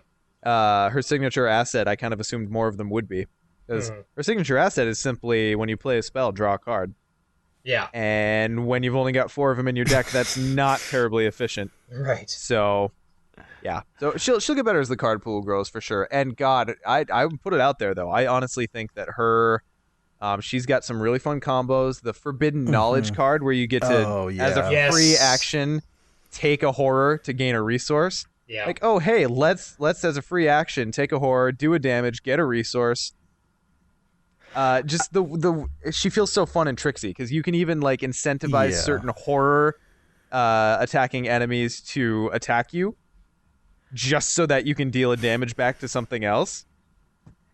And yeah, I don't know. I will admit at this point she doesn't feel like the most powerful one with one core out of the core set, but God, she's the most fun for me. I mean, I kind of echo that sentiment with Daisy as well, because she only, when you start out, only has access to 2 tomes in her deck. That's it. Oh, is that it? You can buy the third one, which is a level 2 card, Encyclopedia. But yeah, that's all she has. So that's probably why I had but such a hard don't time forget the finding them. Necronomicon is a tome. Oh, God. Yeah, Doesn't matter, but I read that yeah, a little hey, wrong hey. when we played that. There we go. Well, that is actually a fantastic segment or segue into just kind of a little rules PSA that we're going to do here. So, Tom, why don't you talk about that interaction and what Daisy players should look out for? Oh, geez. Okay, so Daisy's inherent weakness card that she has to add to her deck is the Necronomicon. And when you draw it, you're forced to put it into play with 3 horror on it, and it cannot leave play while it has 1 or more horror on it. Now, also, I will mention that Daisy's, like her Elder Sign effect reads, if you draw an Elder Sign out of the Chaos Bag and you succeed the test, you get to draw 1 card for each tome you control. So I had the Necronomicon, another tome. I think I had 2 other tomes in play, and I drew the Elder Sign effect. I'm like, okay, at least I can draw a couple of cards for all the tomes I have in play. But then I read further on the Necronomicon, which reads, treat each Elder Sign token you reveal as an auto-fail token. So I failed miserably. So instead of drawing 3 cards, I failed the test and had to discard a couple of assets in the process. If I remember correctly, you drew the cards as if it was a regular Elder Sign. And then someone else pointed it out to you, and it was just like, put it back. And I was like, oh no. Yeah, big thanks to Daniel for that. Necronomicon. So I did already talk a little bit about Wendy and her interaction, so I think that's good to cover. I think a lot of the questions that we ended up going to the rules reference for were enemy related. Enemies, engagement, hunter, prey, spawn, kind of everything related to those. So Ian, you want to kind of high level talk us through some of those important pieces? Sure. So I think a lot of the confusion comes through prey versus spawn and what's the difference between the two. So spawn is basically a direction telling you where you're going to put that enemy. So the default, if there is no spawn, is it's going to spawn engage with whatever investigator drew it. If it does have a spawn direction, it's going to tell you a location, and that's where it's going to go instead of engaging with whoever drew it. Prey is totally different. It has nothing to do with where it's going to start and play. The best way that I've thought of Prey is it's basically a tiebreaker. Like, at the end of the day, that's all it is. Yeah. And so it comes into play basically in two main ways. One is if an enemy is a hunter, it moves towards the closest investigator. But if it so happens that two investigators are kind of both Equidistant. Equidistant, yeah. Then the prey tells you how to break the tie, which one it's going to go for. So I think the confusion can come in that people think prey tells you who it always goes towards. But no, it always goes towards the closest investigator unless there's a tie, and then you look at prey.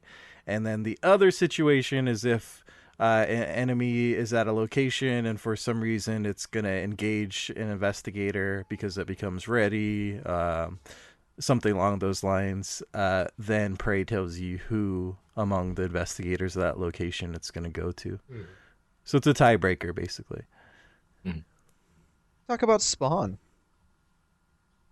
a little bit more, perhaps. It was an interesting movie back in the 90s based on... Jesus. You're being generous with interesting. Spawn... So one interesting thing that came out of our... Obviously, you touched on Spawn a little bit. Spawn is pretty simple. It says where the enemy pops into play when it's drawn. So it'll say something like an empty location or at a location with X trait. One thing that actually came up during our game is what happens if an enemy spawns and it doesn't have an eligible spawn location, just based on its spawn rules. You guys know what happens? Add it to your hand. Yes, it becomes your own. Got to catch them all.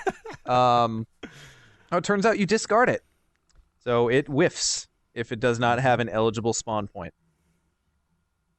That's crazy. It's one of the few cases where the rules actually benefit you. Yeah, this whole time Right. I'm thinking the Grim rule, and it's like, thank God that exists. Otherwise, like the discard the enemy if there's no eligible spawn, because otherwise it'd be like Grim rule. Well, I guess it engages with me. Hashtag Arkham's not razor. So I think another big one is modifications to skill checks.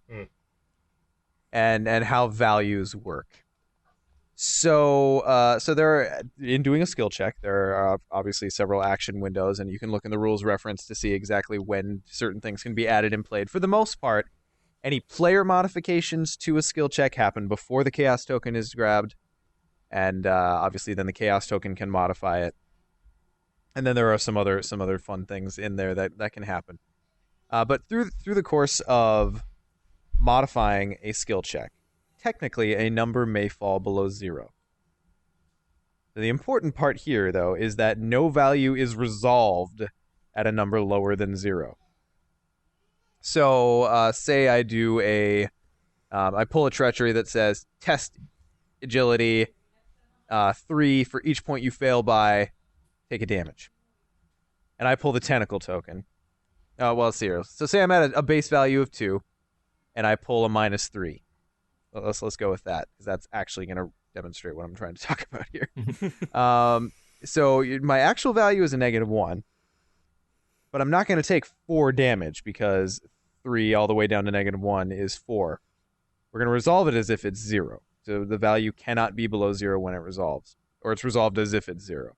Okay, fair enough? Yeah. And then in conjunction with that, say I want to go ahead and play something like Lucky that modifies it afterward. Well, I'm not going to modify the 0 that's about to resolve. I'm still modifying the -1. So I'm if I play Lucky in that instance, I'm going to go back up to 1 with that +2. So even though you resolve it at 0, you're still modifying the actual number at play. Right.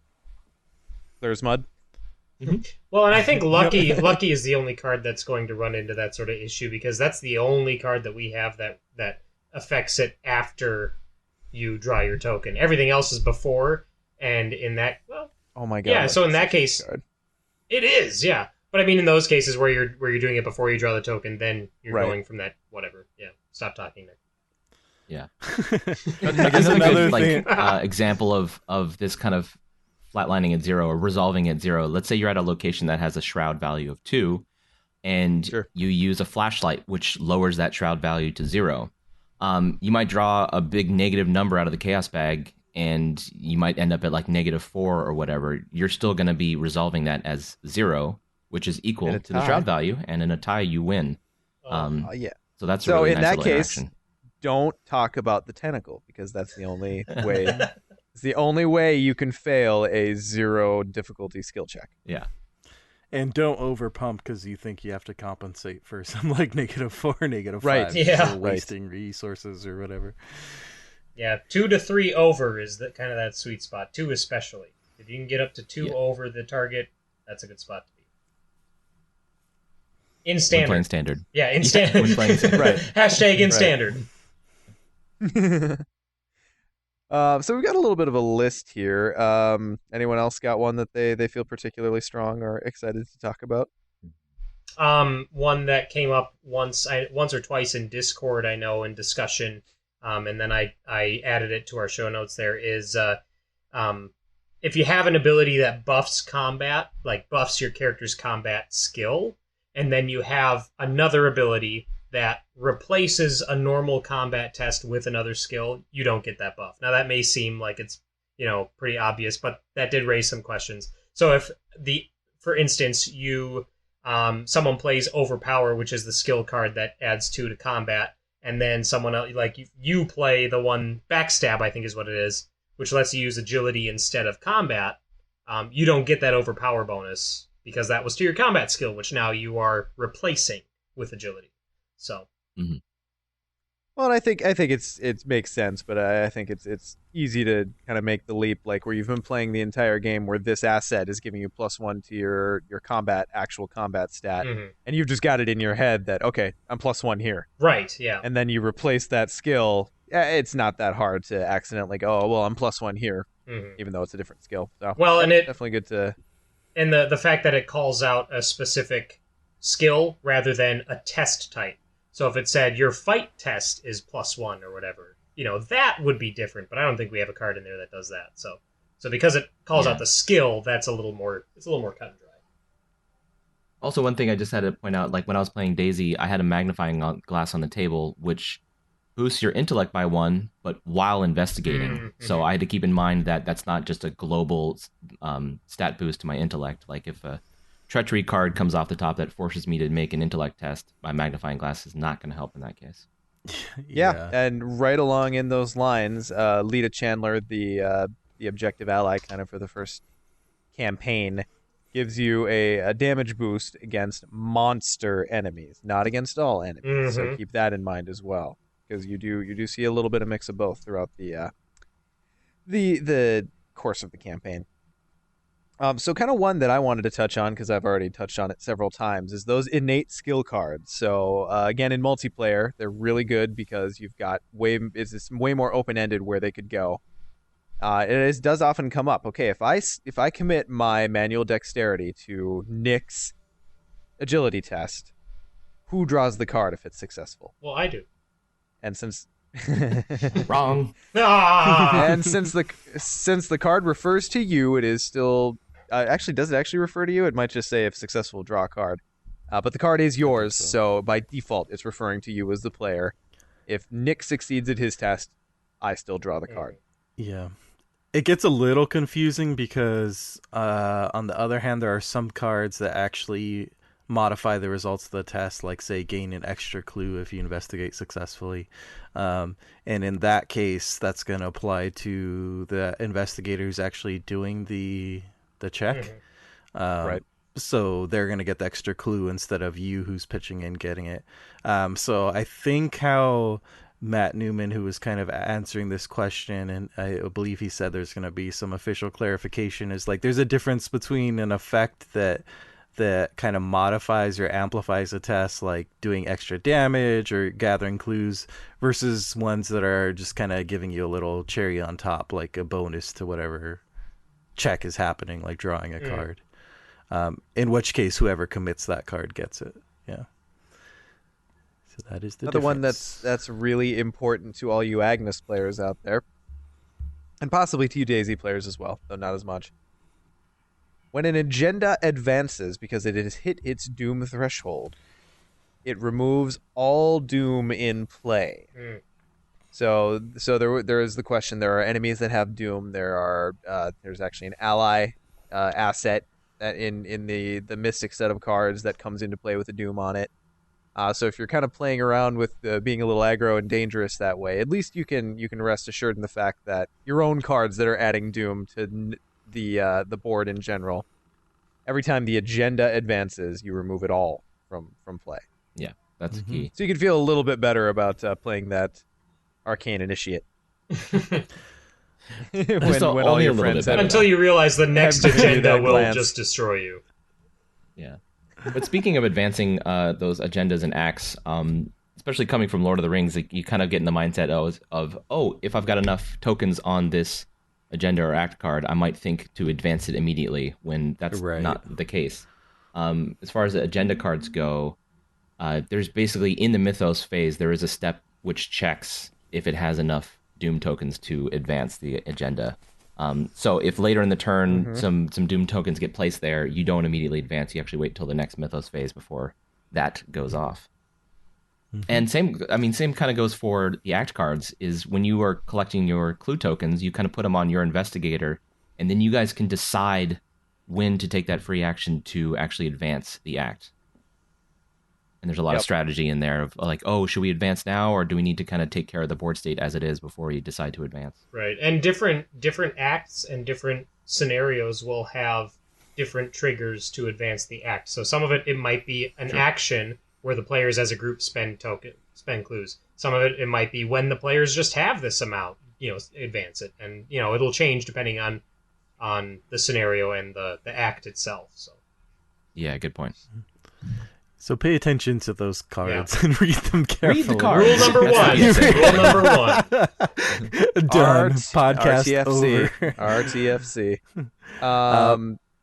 But that kind of, the whole Doom thing and not automatically advancing on tokens, that also plays into how you assign damage and horror to your investigators and assets, and that there is kind of a delay. First, you pick who's going to get that damage or horror among your investigator and the asset, and you can kind of split it up how you want. And then the effect doesn't actually go into action yet until you move on to the actual, like, kind of having the damage or horror take place. So the reason why that's important is you could technically have your Mississippi Manatee with 2 sanity and 2 health. And oh my god, the Mississippi Manatee with the you could assign 2 damage and 2 horror to him all at once, and he's not going to go away instantly. I don't know why you would do that, because that's just cruel and unusual treatment of the manatee. But you could do that, and then once it goes into action, once it takes effect, then he would go away. But you've essentially soaked like 4 points worth of damage and horror, so you can do stuff like that. Do you think that we'll... I just thought of this now, Ian, when you brought that up, but do you think that we'll see like a challenge mode in the future where it's like in a campaign, if one of your allies was defeated via sanity or damage, then they also come back with trauma the next time you play them? Like, ooh, can you imagine the Manatee coming in with 1 and 1? Like, why? But following that logic, a lot of assets would just leave play immediately when you bring them in because they only have 1 stat. That's true. They're not terribly beefy. And then, 5 resources. There's the Manatee. Hang on, let me check my campaign log. All right, I guess I'll discard him now. And it should just be a separate side mission where they get locked up in the insane asylum and you have to break out the Manatee. That would be amazing. That would be pretty good. Escape from Arkham Asylum. And we're definitely going to get all the Batman listeners for that. Oh, yeah. We still have a couple of those Batman listeners from episode 1 still waiting for us to talk about Batman. All right, well, I think that was all the kind of rules PSAs that at least we were able to think of for this episode. Do you guys have any more that didn't make it to the list? I think just a note that exhausted enemies that are exhausted, if they have the hunter keyword, they do not move because they're exhausted. That's something to keep in mind. Yes. So through the regular game framework, If you have evaded or otherwise exhausted an enemy, hunters do not move. So again, adding more value to that evade skill, guys. Don't undervalue that. Evading an enemy is really powerful. So That's about all I had. seems pretty solid. Obviously, lots more to come on just talking kind of general game stuff. I think we'll probably save deck building for next episode since that is such a meaty topic. So unless there are any objections from my cohorts here, I think we're going to move into a little bit of technical time. Silence is acceptance. Okay, Yes, Ian, let's what's do it. grabbing you right now? Well, is there other stuff other than Arkham Horror, the card game, right now? I'm not sure. Oh my god, I was wondering if I would have that problem. I was the only one who's going to have that problem. I mean, I guess I have stuff to talk about while I was waiting for the package in the mail to come and, that kind of thing. Let's see. I have been started watching Westworld, the new show on HBO. Oh, I want to check that out. Yeah. I've heard good things. Yeah, I'm enjoying it a lot so far. I kind of didn't know what to expect. For those who know nothing about it, I won't spoil too much because kind of the fun is in discovering the world. But it's focused on kind of this futuristic amusement park, almost if like you could go into a virtual like Red Dead Redemption style world, except for the people. It's not really virtual reality; it's kind of real world, and the characters are played by these androids. So, and kind of coming to grips with what that means for them. Yeah, it's actually based on an old 1970s, I believe, movie. And they turned it, which I have very vague memories of watching when I was younger. But HBO took it on and decided to make it into this. Obviously give it a lot more depth and a lot more happening with it, and it's really good so far. There's been 3 episodes. I've only watched 2. I have to watch the 3rd one, but Sounds like Red Dead Redemption and oh god, I don't know. Not Netrunner.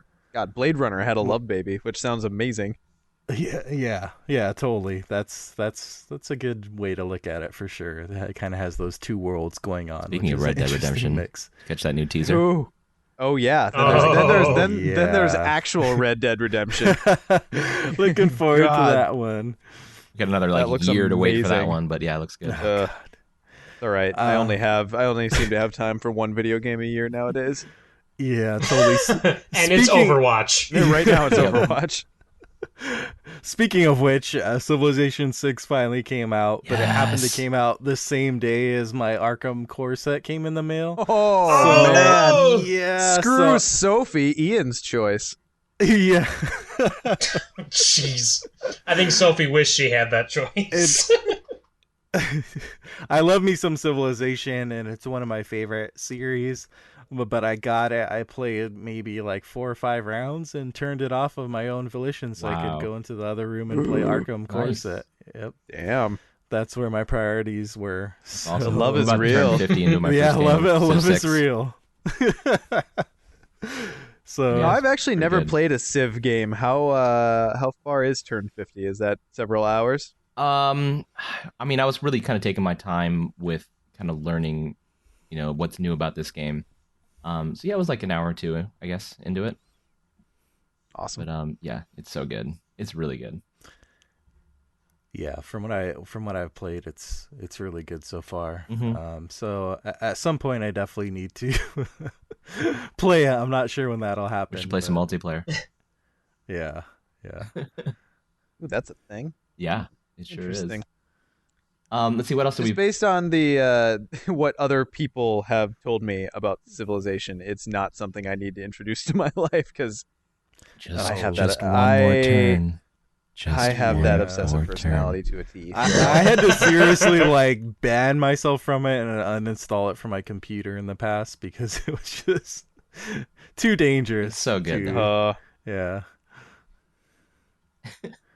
Like the Tom, what else is Necronomicon. grabbing you?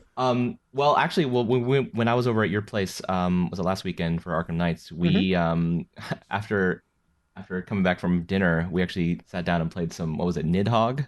That indie. Oh my god! Which is sufficiently rage-inducing.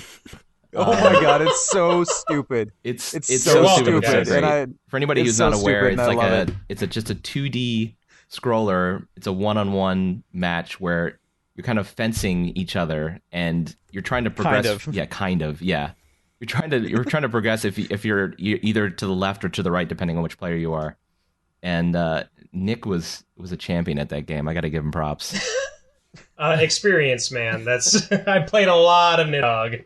It seems like a really vacuous game, but there is a ton of nuance in how you move. Yeah. Mm-hmm. Well, and Tom, you picked up on it really quick. Like, it didn't take long before you were giving me a run for my money, and like I was half asleep. I feel and it's like a momentum game as well. Yeah. It's like once you get on a tear, you just start running and dashing and diving around to try to avoid the other player, and hopefully they stop you. It's pretty good though. God. It's a great 3 a.m. party game. Yes. Yeah. Well, 2 people play and the rest of them howl in laughter. Or swear at you when you hand him a controller, Sean. That's fuck! that's I don't how I want roll. to. Yeah, that's how I roll. Oh my god, that game gives me the rage virus so hard. Mm-hmm. But it is fun. It is fun. I do enjoy it. So did you pick it up on your own, or are you just mentioning? No, our I fun haven't evening? played it since.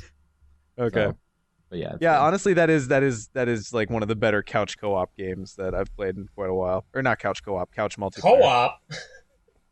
Yep, couch multiplayer. It is the anti-co-op. Yes. I effectively want to kill Nick every time we play it. So, anything else? Anything else for you, Tom? No, well, Civ, like I said, Civ dropped as well, so I'm going to be Civ. playing that when I can. But I've been pretty busy, so I haven't really had a chance to do much of any gaming since I've been back. Yeah, that will happen to Mhm. you, in particular. Nick, how about you? Oh geez, my plate's always full. Let's see here. Again, I had a list and now I can't remember what it was. So in a couple weeks, I mentioned it before, I think 2 episodes ago, but in a couple weeks, it will be the weekend of my Extra Life 24-hour gaming marathon for charity, where we raise money for charity. Really excited for that. I did have 2 original like tabletop RPG one-shots that I was going to run. One of them was actually a system that I was developing on the fly for this one-shot. But sadly, I haven't had the time to devote to that system to get it to play tested and developed enough to where I felt good about running it. So I'm dropping that, and instead I'm going to run the one-shot. It's basically Alien Isolation, but on the tabletop, where the players have to survive to the end of the session. So for 6 hours, 6 real-time hours. And then for every player that survives to the end, I donate money that goes up based on the number of players who survive. So That seems like a fair competition. Yeah, exactly. So it's like, okay, I'm the game. I have a hard time playing an adversarial GM. Like, I'm very much on the player's team. But this is like, okay, I don't want to have to donate I mean, I do, like, it's for a good cause, but it's like, I could get these guys to donate instead of me if I just kill them all. So I'm trying my best to make sure that everything's balanced. Yeah. Weird how that works. It's for charity. So yeah, it's okay. Yeah, it's for charity. I'm excited to run Alien Isolation on the tabletop. I think that'll be a lot of fun. Using the Savage Worlds rule system, because I am a Savage Worlds whore. I love it. I try and use it every chance I get. What else is going on other than that? I don't know. Like I said, my wife and I played the one game of Arkham Horror, and she actually really enjoyed it, except for towards the end. Then it was just like that first scenario was going on kind of long. We actually both resigned that first scenario, which that's a first for me. Like, it's gone so well, and then my wife and I sat down to play, and we played on easy, and it's still just like, for whatever reason, one thing after another, we just kind of got steamrolled. So yeah, I mean, you can feel the difference on easy, but it can still go wrong. Mm-hmm. Yeah, we still saw more tentacles in that game than I saw, I think, in any other single game before that. So Giggity. Easy, whatever. You still have that tentacle token in there. It's not always easy. Just don't talk about it. It won't summon. Yeah. But yeah, that's really about it. My wife. Oh, we're finishing up Luke Cage on Netflix. Finally, we're finishing that up, which is really good. If you're a fan of the Marvel series, watch it. I would still put Jessica Jones as the best of the Marvel Netflix shows, but Luke Cage is really good too. So. Okay. Yeah, I'm still midway through Daredevil season 2. That's I where have I'm seen at Jessica as well. Jones. Haven't cracked into Luke Cage yet. I am excited for Iron Fist. That looks to be pretty interesting. The one thing about the Marvel Netflix shows, and this is coming from a huge Marvel fanboy, is that they seem to suffer from the Act 2 slump. Like, other than Daredevil Season 1, it seems like the other 3, and this is, I don't know if this is just me feeling this way, but they seem like they get weaker in the second half of the show. Jessica Jones has this weird sort of plot twist that they try and explore for a few episodes. Daredevil Season 2 didn't feel like it, and I don't want to spoil anything for you, Sean, but it didn't culminate in the same way that Season 1 did. And then Luke Cage kind of feels like it's getting to that point too. And that could just be me, but it feels like Daredevil Season 1 was phenomenal the whole way through, and the rest of them start off amazing and then go down to just plain good, by the end. Well, I mean, still, a mediocre Marvel show is still pretty high above most other things on TV right now. So Agreed. I suppose you can only complain so hard.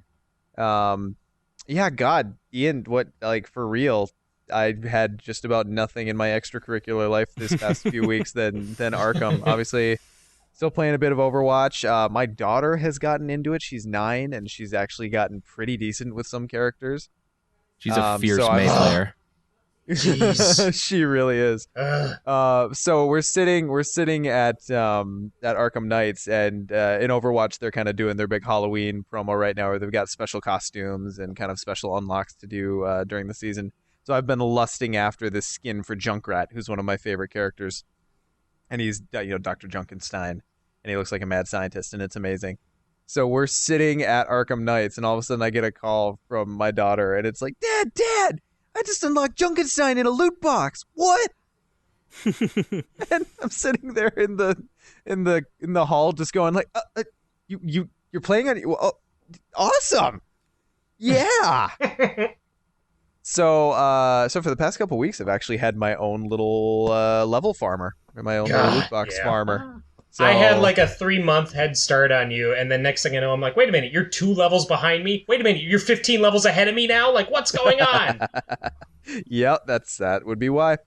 And at this point, like, I don't even care that she's playing. Like, I didn't care about my like career best stats and whatever, that she was kind of messing those up as she was learning. But at this point, she was maining Bastion today, and she got my career best for kills. So I'm like, all right, well, it's just maybe I'll set you loose on competitive next week. We'll see how it goes. So yeah, Overwatch, been playing as much Arkham as I can get in. Like I said, I've been through the campaign about 4.5 times now.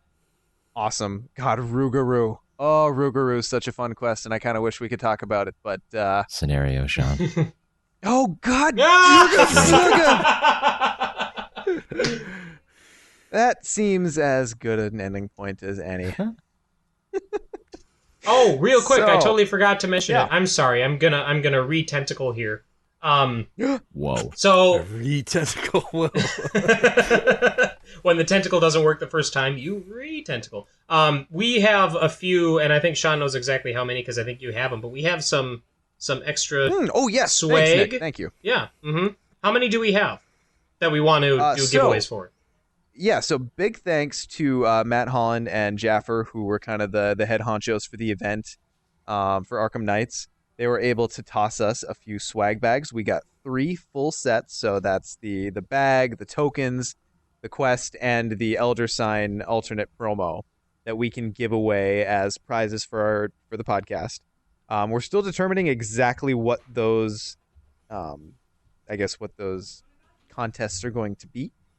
But I think, Nick, you had a pretty solid start on an idea, so I don't know if you wanted to mention that at all Yeah. ahead of time, or if we're going to surprise everyone. No, I definitely want it because we'll need people to have mics available. So if there's anyone who wants to go for these for our next episode, I want to do a sort of like a Lovecraft trivia game where we'll take a random person from those listening live And if they have a mic ready, we will have them do a quick, maybe 3-question trivia game against their choice of host, other than me, because I'll be the one preparing the questions. They'll be, they will be, yeah. I'll try and make them, everywhere so that everybody has a chance to answer at least one. But they'll be about Lovecraft in media. So not necessarily Arkham Files, Fantasy Flight, not necessarily Arkham Horror, the card game, but Lovecraft in general. It So could pro be tip, if you choose me, you win a free swag bag. Yeah. Yeah.